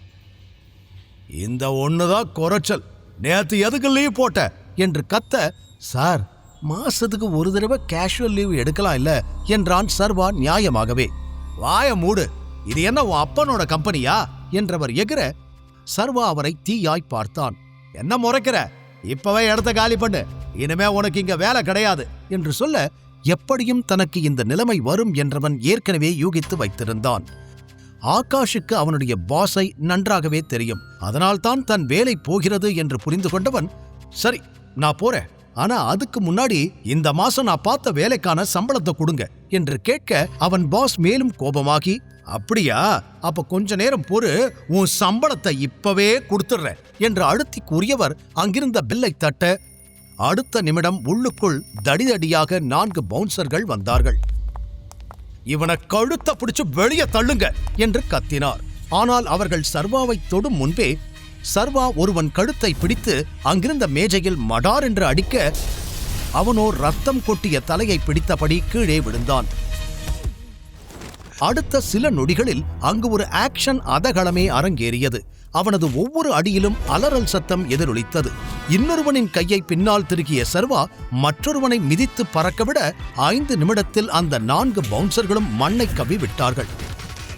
கையிலிருந்த ரத்தத்தை உதறிய சர்வா, என்னோட சம்பளம் என நேராக பாஸிடம் கையை நீட்ட அவரோ வேர்த்து போய் டிராயரில் வைத்திருந்த 25,000 ரூபாய் பணத்தை எடுத்து தர சர்வா வெடுக்கென்று புடுங்கிக் கொண்டான். இத முன்னமே பண்ணிருக்கலாம் இல்ல என்று சொல்லிவிட்டு சர்வா வெளியே செல்லும் முன் மீண்டும் பாஸை பார்த்து, இன்னொரு தடவை என் அப்பாவை பத்தி பேசுன உன்னை உயிரோட குழி தோண்டி புதைச்சிடுவேன் என்று மிரட்ட இதுவரை சர்வாவின் கோபத்தை பார்த்திராத பாஸ் மிரண்டு போனார். பின் சர்வா வெளியே வர திடீரென்று அவனுக்கு ஒரு அன்னோன் நம்பரிலிருந்து கால் வந்தது. ஹலோ, யாரு என்றவன் விசாரிக்க அந்த பக்கம் விக்ரமன் தான் பேசினார். டைகர், நான் அனுப்புற அட்ரஸ்க்கு இன்னைக்கு நைட் வா என்றார். எதுக்காக அங்கிள்? டைகர், இன்னைக்கு ஒரு முக்கியமான ஆள்கிட்ட உன்னை நான் அறிமுகப்படுத்த போறேன். நம்ம மாஃபியா வேர்ல்டுல அவருக்குன்னு ஒரு பெரிய நேம் இருக்கு. உன்னோட அப்பா, நான், அவரெல்லாம் அந்த காலத்துல இருந்தே நல்ல பழக்கம். அவரோட பேரு கரிகாலன். ராஜன் இருந்த வரைக்கும் அவருக்கு கீழே தான் கரிகாலன் இருந்தாரு. இப்போ எங்க டைகர் நீ திரும்பி வந்துட்டேன்னு அவருக்கு தான் முதல்ல தெரியணும். அதனால நீ டின்னருக்கு ஹோட்டல் விஸ்தாராவுக்கு வந்துரு. நான் உனக்கு அட்ரஸ் அனுப்புறேன் என்று சொல்ல சர்வாவோ கரிகாலனின் பெயரை கேட்டவுடன் தனி யோசனையில் நின்று விட்டான். அந்த பெயரை பற்றி யோசிக்கும் பொழுதே சிட்டியில் நடந்த பல மர்மமான கொலைகள் தான் அவனுக்கு முதலில் ஞாபகம் வந்தது. சென்னையில் கரிகாலன் என்ற பெயரை கேட்டாலே பயத்தில் ஒரு மரியாதை வந்து தானாக ஒட்டிக்கொள்ளும். அந்த அளவிற்கு அவருக்கென்று ஒரு இமேஜ் அனைவர் மனதிலும் இருக்கிறது. எனவே அப்படிப்பட்ட பெரிய மனிதரை தான் சந்திக்கப் போகிறோம் என்று யோசித்த பொழுதே சர்வாவுக்கு பின்னந்தலை சிலிர்த்தது.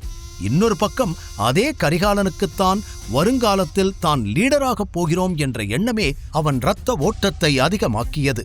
பல வருடங்கள் கழித்து நிம்மதியாக பகலில் உறங்கினான் சர்வா. பிறகு எழுந்து அமர்ந்தவன், பீட்சா சாப்பிட்டா நல்லா இருக்கும் இல்ல என்று யோசனை செய்து அதை ஆர்டர் செய்தான்.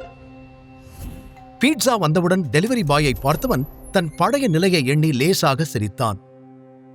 500 ரூபாயை எடுத்து அந்த டெலிவரி பாயிடம் கொடுத்தான். சார், பில் அமௌண்ட் 400 தான் என்று அவன் கூற, மீதிய டிப்ஸா வச்சுக்கோங்க பிரதர் என்று கூறி சிரித்துவிட்டு உள்ளே சென்றான் சர்வா. அந்த பீட்சா பாக்ஸை அலுங்காமல் குலுங்காமல் எடுத்து வந்த சர்வா வெகுநேரம் திறக்காமல் அதையே பார்த்து கொண்டிருந்தான். ஆசிரமத்தில் வளர்ந்தபோது தேவைக்கு உணவு கிடைப்பது கூட பெரிய விஷயமாக இருந்தது. ஆனால் இன்று ஆசைப்பட்டது போல சாப்பிட முடிகிறது. இனிமே நாம எப்பவுமே இப்படிதான் இருக்கணும். யாரும் நமக்காக நமக்கு பிடிச்சதை செய்ய மாட்டாங்க, நாம தான் செஞ்சுக்கணும் என்று தனக்குத்தானே சொன்னவன் திருப்தியாக அந்த பீட்சாவை உண்டு முடித்துவிட்டு ஈவினிங் ஒரு ஒயிட் ஷர்ட், பிளாக் பேண்ட் அணிந்தவன் கண்ணாடியில் ஒருமுறை தன்னை பார்த்துவிட்டு விக்ரமன் அனுப்பியிருந்த அட்ரஸுக்கு கிளம்பினான். அதிகபட்சம் நடந்து சென்றே பழகியவனுக்கு இன்று கால் டாக்ஸியில் செல்வது கூட வித்தியாசமாக தெரிந்தது. அந்த இடத்திற்கு வந்ததும் ஹோட்டல் விஸ்தாராவின் பிரம்மாண்டத்தில் ஒரு நொடி ஆடிப்போனான். அவசியம் இங்க போய் கரிகாலனை மீட் பண்ணியே ஆகணுமா என்று மீண்டும் அதே சந்தேகம் வந்தது. பிறகு பண்ணித்தான் ஆகணும், அப்பா ஆசைப்பட்டபடி டைகர் ஆகிடணும் என்று தனக்குத்தானே சொல்லிக் கொண்டவன் உள்ளே நுழைய பார்க்க, நில்லு, யார் நீ என்று செக்யூரிட்டி தடுத்தார். உள்ள போறேன், ஏன் கேக்குறீங்க? நீ எல்லாம் இங்க வரக்கூடாது, இங்கிருந்து போ, இது பெரிய பெரிய ஆளுக வர இடம் என்று சர்வாவின் உடையை பார்த்து எரிச்சலுடன் சொன்னார். அதில் கடுப்பான சர்வா, என்ன சொல்றீங்க, எதுக்காக என்ன உள்ள விட மாட்டீங்க என்று மீண்டும் கேட்டான். என்ன நீ, அதான் சொல்றேன்ல, தேவையில்லாம இங்க நின்னு சீன் போடாம கிளம்பி போ, பெரிய பெரிய ஆளுங்க வர நேரம், உன்னை பார்த்தா தேவையில்லாம எனக்கு தான் பிரச்சனை என்று அவனை விரட்டுவதிலேயே குறியாக இருந்தார். நீங்க என்ன 5 நிமிஷத்துக்கு முன்னாடி பார்த்திருப்பீங்களா? உடனே என்னை பத்தி எல்லாமே தெரிஞ்ச மாதிரி என்ன வெளியே போன்னு சொல்றீங்க.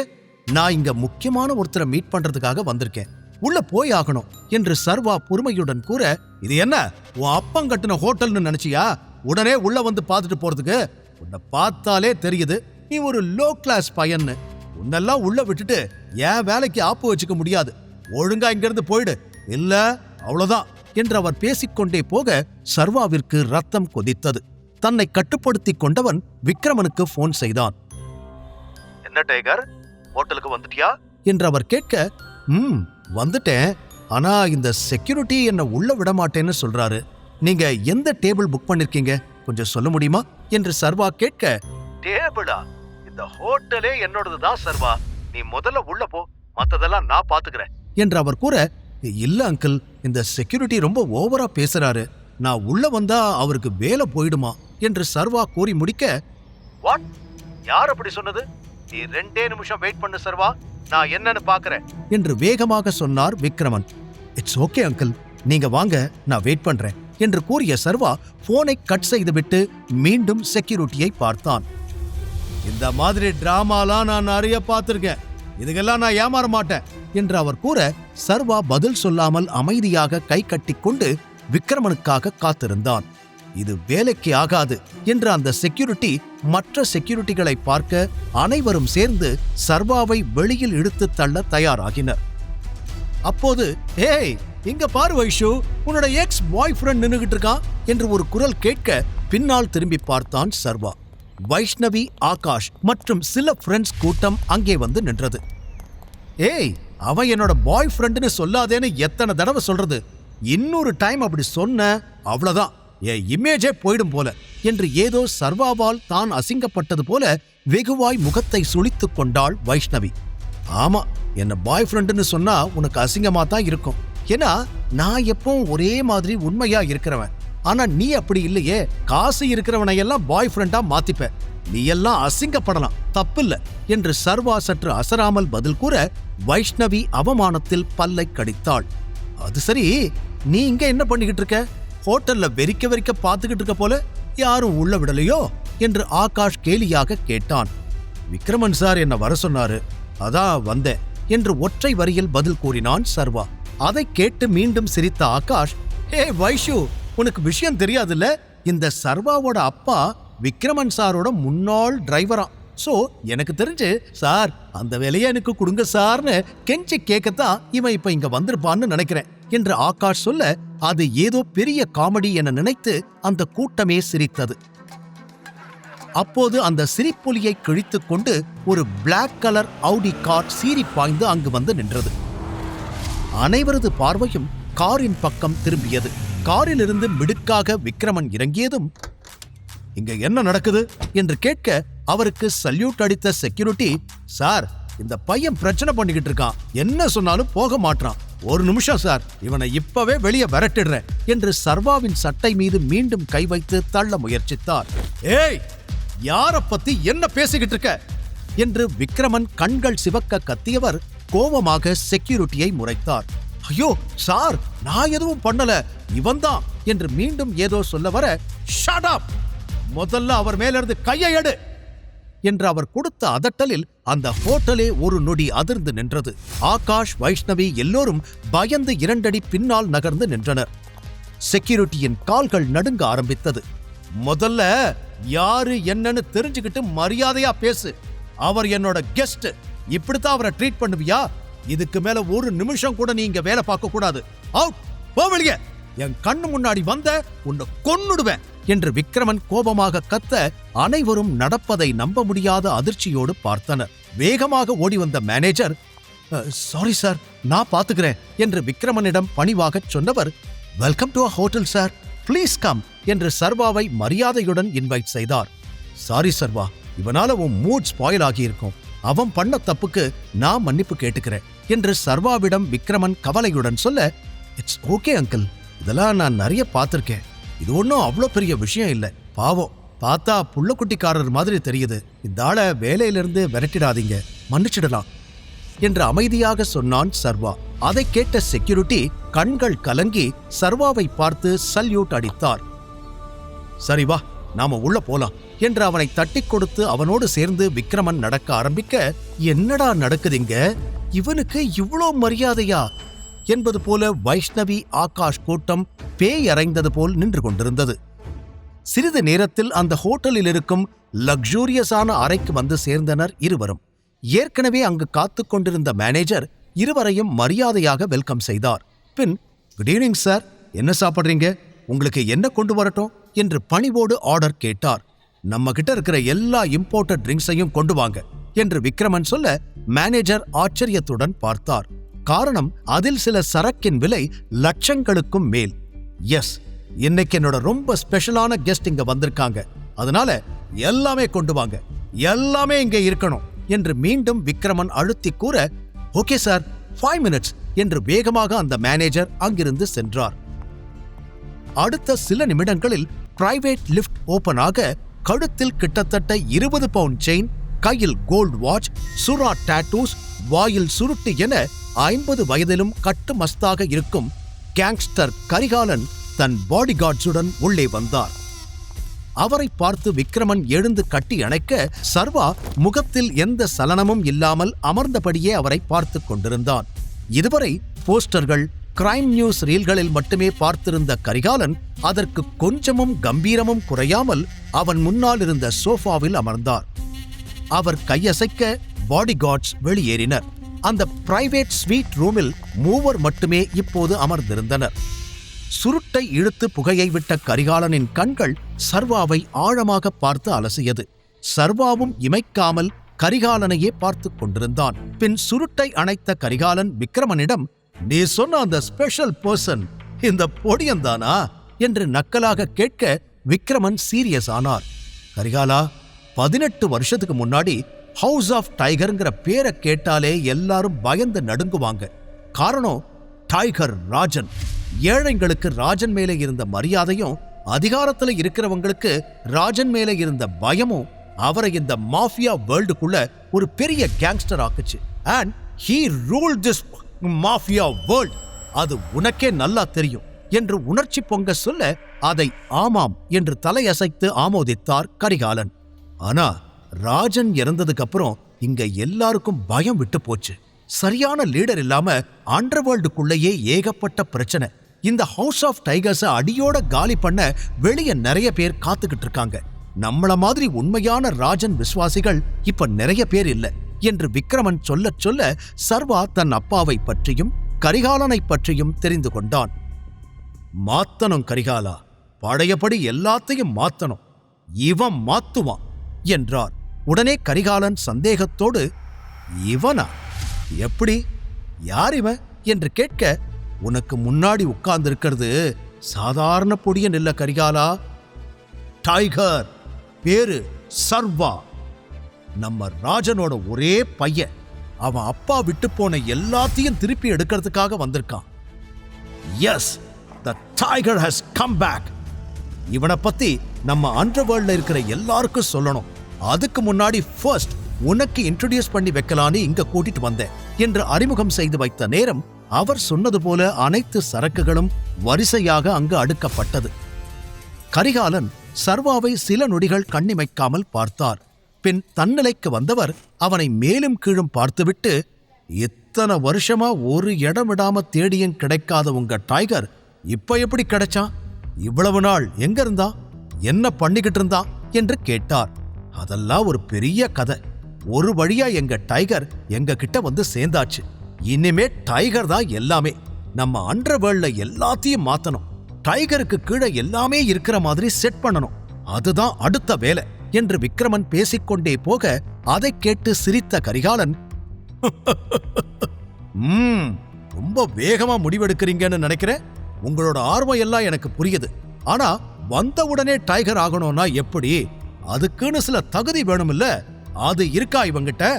இப்ப கூட பாரு, இவ்வளோ நேரம் நம்ம 2 பேரும் தான் பேசிக்கிட்டு இருக்கோம். இவன் வாயை திறந்து பேசாம வேடிக்கை மட்டும் பார்த்துக்கிட்டு இருக்கான். இவனை நம்பி அவ்வளோ பெரிய பொறுப்பை எப்படி கொடுக்க முடியும்? அதான் நான் வேண்டான்னு சொல்றேன் என்று நம்பிக்கை இல்லாமல் தலையாட்டிய கரிகாலன், எனக்கு இது சரியா வரும்னு தோணல என்று பட்டென கூறிவிட்டார். நோ, டைகர் கிட்ட இப்படியெல்லாம் பேசக்கூடாது கரிகாலன். பார்த்து பேசு, இல்லனா விளைவுகள் மோசமா இருக்கும் என்று விக்ரமன் உடனே கூற, இங்க பாரு, இப்ப கூட அவனுக்காக நீதான் ரோசப்பட்டு பேசிக்கிட்டு இருக்க. அவன் எதுவும் பேசலையே. ராஜனோட பிளட்டா இருந்திருந்தா இந்நேரம் நான் பேசினதுக்கு என் பல்லு எகிரி இருக்கும் என்று மீண்டும் சர்வாவை ஆழமாக பார்த்தார் கரிகாலன். அது சர்வாவின் தன்மானத்தை சீண்டியது. அவன் கண்களில் சட்டென கோபம் தெரித்தது. ஆனாலும் தன்னை கண்ட்ரோல் செய்து கொண்டவன், இங்க பாருங்க, வெறும் பஞ்ச் டயலாக் பேசுறவன் மட்டும் ஹீரோ கிடையாது. நீங்க நிறைய சினிமா பார்த்து கெட்டு போயிருக்கீங்க. அதான் என்ன பார்த்தா உங்களால டைகர்னு நம்ப முடியல. எப்ப எதை செய்யணும், யார்கிட்ட என்ன பேசணும்னு எனக்கு தெரியும். நான் தான் டைகர். என்னுடைய இடத்தை திரும்ப எடுக்கிறதுக்காகத்தான் நான் இங்க வந்திருக்கேன். அதை எப்படி எடுக்கணும்னு எனக்கு தெரியும் என்று அழுத்தமாக கூறினான் சர்வா. அவனது தன்னம்பிக்கையும் தைரியத்தையும் கவனித்த கரிகாலன் எழுந்து நின்றார். அப்போ நீதான் டைகர், கரெக்டா என்று கிளாஸை கையில் எடுத்தபடி அவனை பார்த்து கேட்க, ஆமாம் என்பது போல சர்வா தலையாட்ட, இங்க பாரு, நீன்னு இல்ல, இந்த பட்டத்தை தேடி யார் வந்திருந்தாலும் நான் இதைத்தான் பேசியிருப்பேன். இவ்வளவு வருஷம் நீ எங்க இருந்தேன்னு தெரியல. திடீர்னு ஒரு நாள் நான் தான் உங்க டைகர், திரும்ப வந்துட்டேன் அப்படின்னு சொன்னா எல்லாத்தையும் உன்கிட்ட ஒப்படைச்சிட்டு உன் பின்னாடி எங்களால வந்துட முடியாது. அதுக்கு நீ தகுதியான ஆளான்னு நாங்க தெரிஞ்சுக்கணும். நீதான் அதை நிரூபிக்கணும் என்று கரிகாலன் சொன்னதும் அவர் தன்னிடம் ஏதோ எதிர்பார்க்கிறார் என்பதை சர்வா புரிந்து கொண்டான். சரி, நான் என்ன பண்ணணும் என்று பேச்சை வளர்க்காமல் நேருக்கு நேர் கேட்டான். தட்ஸ் மை டைகர் என்று விக்ரமன் பெருமையாக அவனை பார்க்க, உன்னை பத்தி ஆல்ரெடி விக்ரமன் நிறைய பெருமை பேசிட்டான். ஆனா என்னாலதான் உன்னை டைகர்னு அக்செப்ட் பண்ணிக்க முடியல. சோ உனக்கு ஒரு சேலஞ்ச் கொடுக்கலான்னு இருக்கேன் என்று கரிகாலன் சொன்னதும் விக்ரமன் திகைத்தார். நாம 2 பேரும் ஒரு ஃபைட் வச்சுக்கலாம். நீ தோத்து போயிட்டா கொடுக்கிற பணத்தை வாங்கிட்டு இதோட இங்கிருந்து போயிடணும். திரும்ப வரவே கூடாது. ஒருவேளை ஜெயிச்சா நீ என்ன சொன்னாலும் கேட்க நான் தயார் என்று தெளிவாக கூறினார். சர்வா சில நொடிகள் யோசித்தான். விக்ரமனுக்கு இது எதுவும் சரியாக படவில்லை. சர்வாவை மட்டுமே பார்த்து கொண்டிருக்க அவனும் சிறிய புன்னகையோடு எப்ப சண்டை போட போறோம் என்று கேட்டான். சர்வாவின் தைரியத்தைக் கண்டு கரிகாலன் முகத்தில் ஒரு மர்ம சிரிப்பு தோன்றியது. கையில் இருந்த ஸ்காட்ச் விஸ்கியை முழுவதுமாக குடித்து முடித்த கரிகாலன், எப்போ எங்கன்னு தானே தெரிஞ்சுக்கணும், இப்பவே சொல்றேன், ஆனா அப்புறம் பயந்து ஓடிடக்கூடாது என்றதும் சர்வாவோ கொஞ்சம் கூட அசராமல் எழுந்து நின்று நேருக்கு நேராக கரிகாலனை பார்த்து கம்பீரமாக புன்னகை செய்தான். திடீரென வந்த சர்வாவை டைகராக ஏற்றுக்கொள்ள முடியாது என கேங்ஸ்டர் கரிகாலன் சர்வாவை சண்டைக்கு அழைத்தார். சிறிது நேரத்தில் கரிகாலன் மற்றும் சர்வா இருவரும் அந்த பாக்ஸிங் ஏரியாவிற்கு வந்து சேர்ந்தனர். அங்கிருந்த தனது பவுன்சர்களை எல்லாம் கொஞ்சம் வெளியில இருங்க என்று அனுப்பி வைத்தார் விக்ரமன். கரிகாலன் சண்டைக்கு தயாராக சர்வாவும் தனது சட்டையை கழட்டி வைத்தான். ரிங் உள்ளே நுழையும் முன், நல்லா யோசிச்சுக்கோ, இதுவரைக்கும் இந்த ரிங்ல நான் தோத்ததே இல்லை என்று கர்வத்துடன் கூறினார் கரிகாலன். ஆமா சர்வா, இதுவரைக்கும் கரிகாலனை யாருமே ஜெயிச்சதில்லை என்று இன்னொரு புறம் விக்ரமன் கூற, அதுக்கு காரணம் இதுவரைக்கும் அவர் என்ன ஃபேஸ் பண்ணதில்லை, அதான் இன்னைக்கு நான் வந்துட்டேன்ல, எல்லா ஹிஸ்டரியையும் மாத்தி எழுதிடலாம் என்று கான்பிடன்ஸுடன் பேசிய சர்வா ரிங்கின் உள்ளே எகிரி குதித்தான். சண்டையை ஆரம்பிப்பதற்கு முன்னால் கரிகாலன் விக்ரமனிடம், யார் மேல பெட் கட்ட போற, என் மேலையா இல்ல உன்னோட இந்த புது டூப்ளிகேட் டைகர் மேலையா என்று சிரித்துக்கொண்டே கேட்டார். இது என்ன கேள்வி, நான் டைகர் பக்கம்தான் என்று பட்டென கூறினார் விக்ரமன். அதை கேட்டதும் கரிகாலன் சத்தமாக சிரித்தார். நீ இவன் பக்கம்தான் நிப்பேன்னு எனக்கு நல்லாவே தெரியும். பாரு, உன்னோட இந்த புலிக்குட்டி இப்ப என்கிட்ட அடி வாங்கி எப்படி பூனைக்குட்டியா மாறி ஓடப் போகுதுன்னு என்று தெனாவட்டாக கூறிய கரிகாலன் சர்வாவுடன் சண்டையிட தயாரானார். விக்ரமன் வேறு வழி இல்லாமல், கடவுளே, சர்வாவுக்கு எதுவும் ஆகிடக்கூடாது என்று மனதில் நினைத்தபடி அங்கிருந்த பெல்லை அடித்து முதல் ரவுண்டை தொடங்கி வைத்தார். பெல் அடித்த அடுத்த செகண்ட் சர்வாவிற்கு யோசிக்க கூட நேரம் கொடுக்காத கரிகாலன் அவனை முகத்தில் குத்துவதற்காக ஓடி வந்தார்.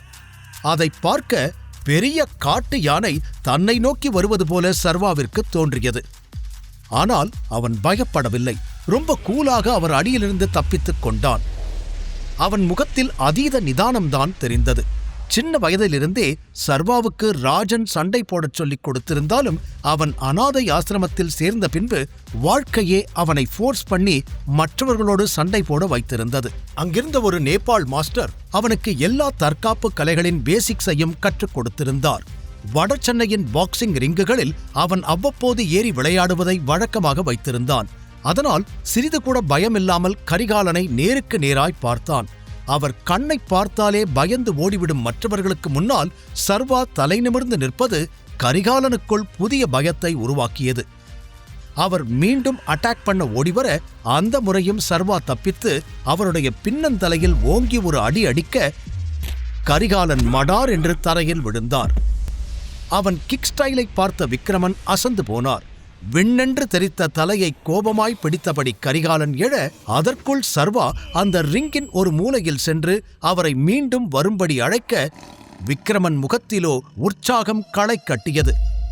தன்னை நோக்கி ஓடி வந்த கரிகாலனை இடது காலில் ஓங்கி மிதித்த சர்வா லேசாய் மேலே எம்பி அவர் நெஞ்சில் ஒரு குத்துவிட மறுபடியும் கரிகாலன் கீழே விழுந்தார்.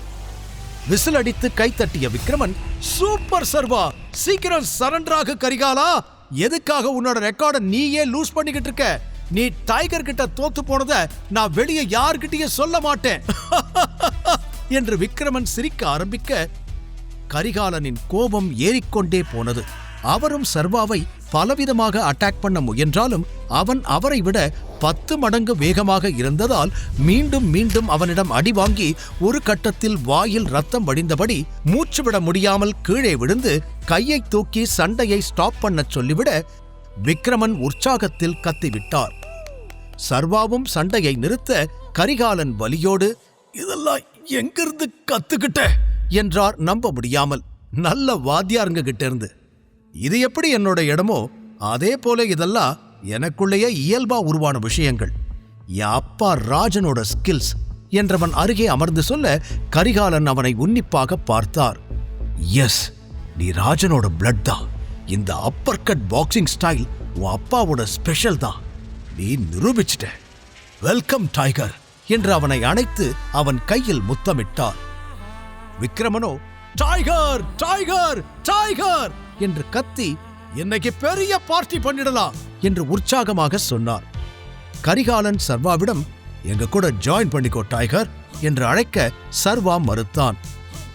தப்பா கேக்குறீங்க என்றவன் புருவம் உயர்த்த கரிகாலன் சற்று உள்ளே போன குரலில், எங்க கூட ஜாயின் பண்ணிக்கிறீங்களா டைகர் என்று பணிவாக மீண்டும் கேட்க சர்வா முகத்தில் திருப்தியான புன்னகை வந்தது.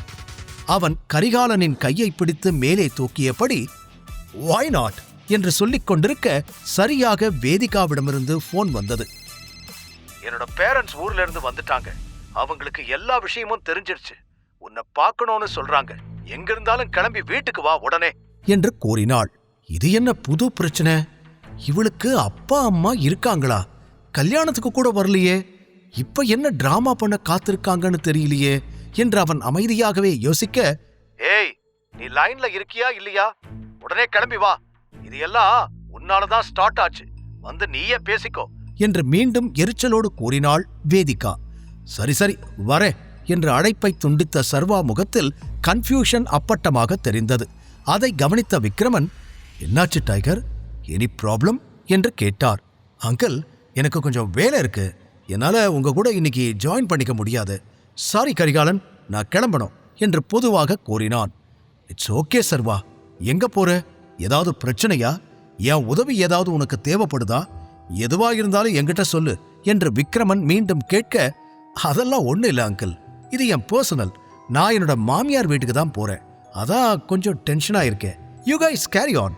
நான் இன்னொரு நாள் உங்களை மீட் பண்றேன் என்று சர்வா சொன்னதும் அதிர்ச்சியுடன் அவனை பார்த்த கரிகாலன், சர்வா, உனக்கு கல்யாணம் ஆயிடுச்சா? எப்போ? இத பத்தி நீ சொல்லவே இல்லையே என்று கேட்டார். அது ஒரு பெரிய கதை, நான் இன்னொரு நாள் சொல்றேன் என்று அவசரத்தில் இருந்த சர்வா கூறியதை புரிந்து கொண்ட விக்ரமன், ஓகே சர்வா, நீ கிளம்புறதுக்கு முன்னாடி ஒரே ஒரு விஷயத்தை மட்டும் சொல்லிடுறேன். சூர்யா கிட்ட நீ வந்துட்டேன்னு சொல்ல போறேன். எப்ப வேணாலும் நீ வந்து எல்லாத்தையும் டேக் ஓவர் பண்ணிக்குவேன்னு சொன்னாதான் அவனும் தயாரா இருப்பான். இல்லனா தேவையில்லாத பிரச்சனை தான் வரும் என்று விக்ரமன் சொல்ல சில நொடிகள் யோசனை செய்த சர்வா, இல்ல அங்கிள், இப்ப சொல்ல வேண்டாம். எனக்கு முடிக்க வேண்டிய கணக்கு கொஞ்சம் பாக்கி இருக்கு. தெரிஞ்சுக்க வேண்டிய உண்மைகளும் நிறைய இருக்கு. அதெல்லாம் தெரிஞ்சதுக்கு அப்புறம் அவங்கிட்ட விஷயத்த சொல்லிக்கலாம். அது வரைக்கும் என்னை பத்தி எதையும் சொல்ல வேண்டாம் என்று தீர்க்கமாக கூறினான். ஏதோ காரணத்திற்காகத்தான் இவ்வாறு கூறுகிறான் என்று விக்ரமன் கரிகாலன் இருவரும் புரிந்து கொண்டனர். எனவே சரி, நீ சொல்ற வரைக்கும் நாங்க எதுவும் பண்ணல என்று கரிகாலன் கூற விக்ரமன் ஒரு கிஃப்ட் பாக்ஸை சர்வாவிடம் கொடுத்து, இதுல எக்ஸ்பென்சிவான ஆல்கஹால் இருக்கு, உன் மாமனார்கிட்ட இதை கொடு, ரொம்ப சந்தோஷப்படுவாரு என்று சொல்ல, இது ஒண்ணுதான் குறைச்சல் என மனதில் நினைத்த சர்வா, ரொம்ப தேங்க்ஸ் அங்கிள் என்று அதை வாங்கிக் கொண்டான். பின் சர்வா ஒரு தலை அசைப்போடு அங்கிருந்து கிளம்பிவிட்டான். ஆனால் செல்லும் வழியிலெல்லாம் வேதிகாவின் பெற்றோர்கள் தன்னை பார்த்தால் என்ன நினைப்பார்கள் என்று ஒரு மாதிரி படபடப்பாகவே இருந்தது. கரெக்டாக அவன் வீட்டிற்கு வந்ததும் நீண்ட மூச்சுகளை எடுத்துக்கொண்டு உள்ளே செல்ல அவனையும் மீறி லேசாக வேர்த்தது. உள்ளே ஹாலில் வேதிகாவின் அம்மா அம்பிகாவும் அவளுடைய அப்பா குணசேகரனும் அமர்ந்திருக்க அவர்கள் சர்வா வந்ததும் அவனை தலை முதல் கால் வரை கண்ணாலே ஸ்கேன் பண்ண ஆரம்பித்தனர். அது அவனுக்குத்தான் ஒரு மாதிரி இருந்தது. வேறு வழியில்லாமல் கஷ்டப்பட்டு சிரித்தவன், ஹலோ ஆண்டி, ஹலோ அங்கிள், எப்படி இருக்கீங்க? அண்ட் இந்தாங்க அங்கிள், இது உங்களுக்காக தான் கொண்டு வந்தேன் என்று குணசேகரன் கையில் தான் கொண்டு வந்த கிஃப்ட் பாக்ஸை கொடுக்க அம்பிகா அதை பார்த்து முகத்தை திருப்பிக் கொண்டார்.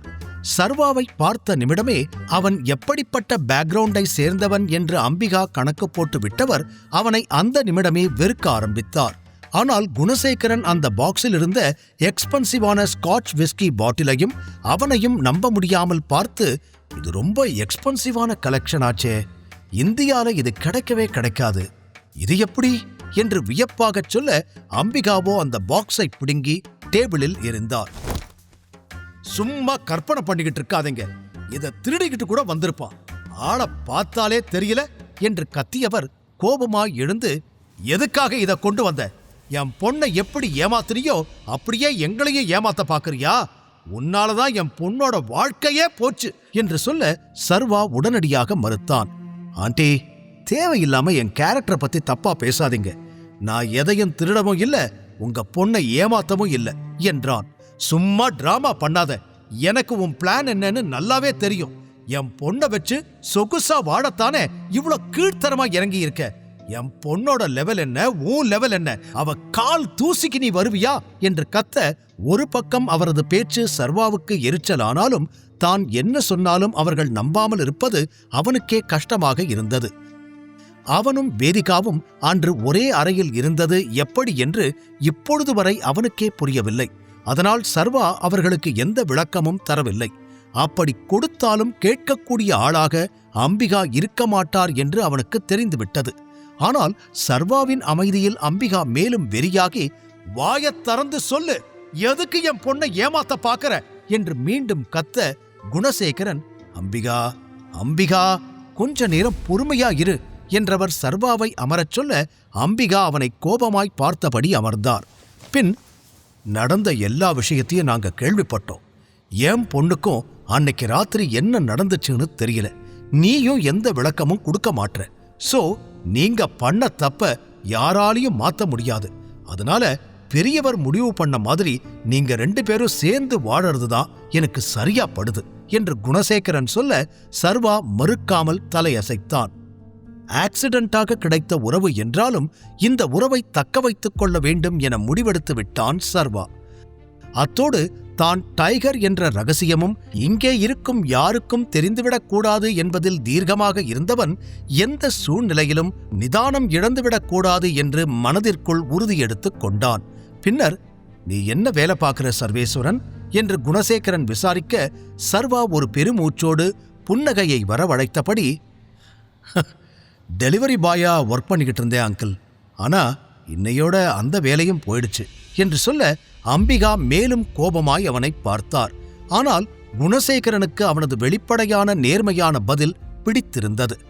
சரி, ஆனா நீ வேற ஏதாவது ஒரு நல்ல பெரிய வேலையா தேடிக்க பாரு, அப்பதான் உன்னால எங்க பொண்ணுக்கு சமமா இருக்க முடியும் என்று குணசேகரன் சொல்ல சர்வா சரி என்று தலையாட்டினான்.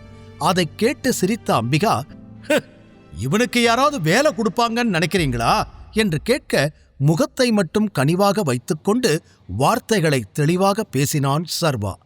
உலகத்துல நிறைய வேலை இருக்கு ஆண்டி, யாரும் எனக்கு வேலை தரமாட்டேன்னு சொல்ல போறதில்ல, எனக்கேத்த வேலை நிச்சயமா கிடைக்கும். சோ என்ன நினைச்சு ரொம்ப கவலைப்படாதீங்க என்று கூற, பாத்தீங்களா பாத்தீங்களா எப்படி திமிரா பேசுறான்னு என்று அம்பிகா மேலும் கடுப்பாக அவ்வளவு நேரம் நடந்ததையெல்லாம் வேடிக்கை பார்த்து கொண்டிருந்த வேதிகா கூட அவனை ஆச்சரியமாய் பார்த்தாள். யாரையும் வெளிப்படையா பார்த்து எடை போற்றாதீங்க ஆண்டி என்றான். மறுபடியும் அம்பிகா அகங்காரமாய் சிரித்து, இந்த வெட்டி பேச்சுக்கு ஒன்னும் குறைச்சல் இல்ல, நாங்க வேலைக்கு போகணும்னு சொன்னதும் கிடைச்ச ஏதாவது ஒரு வேலைக்கு போயிடலான்னு தப்பு கணக்கு போடாத.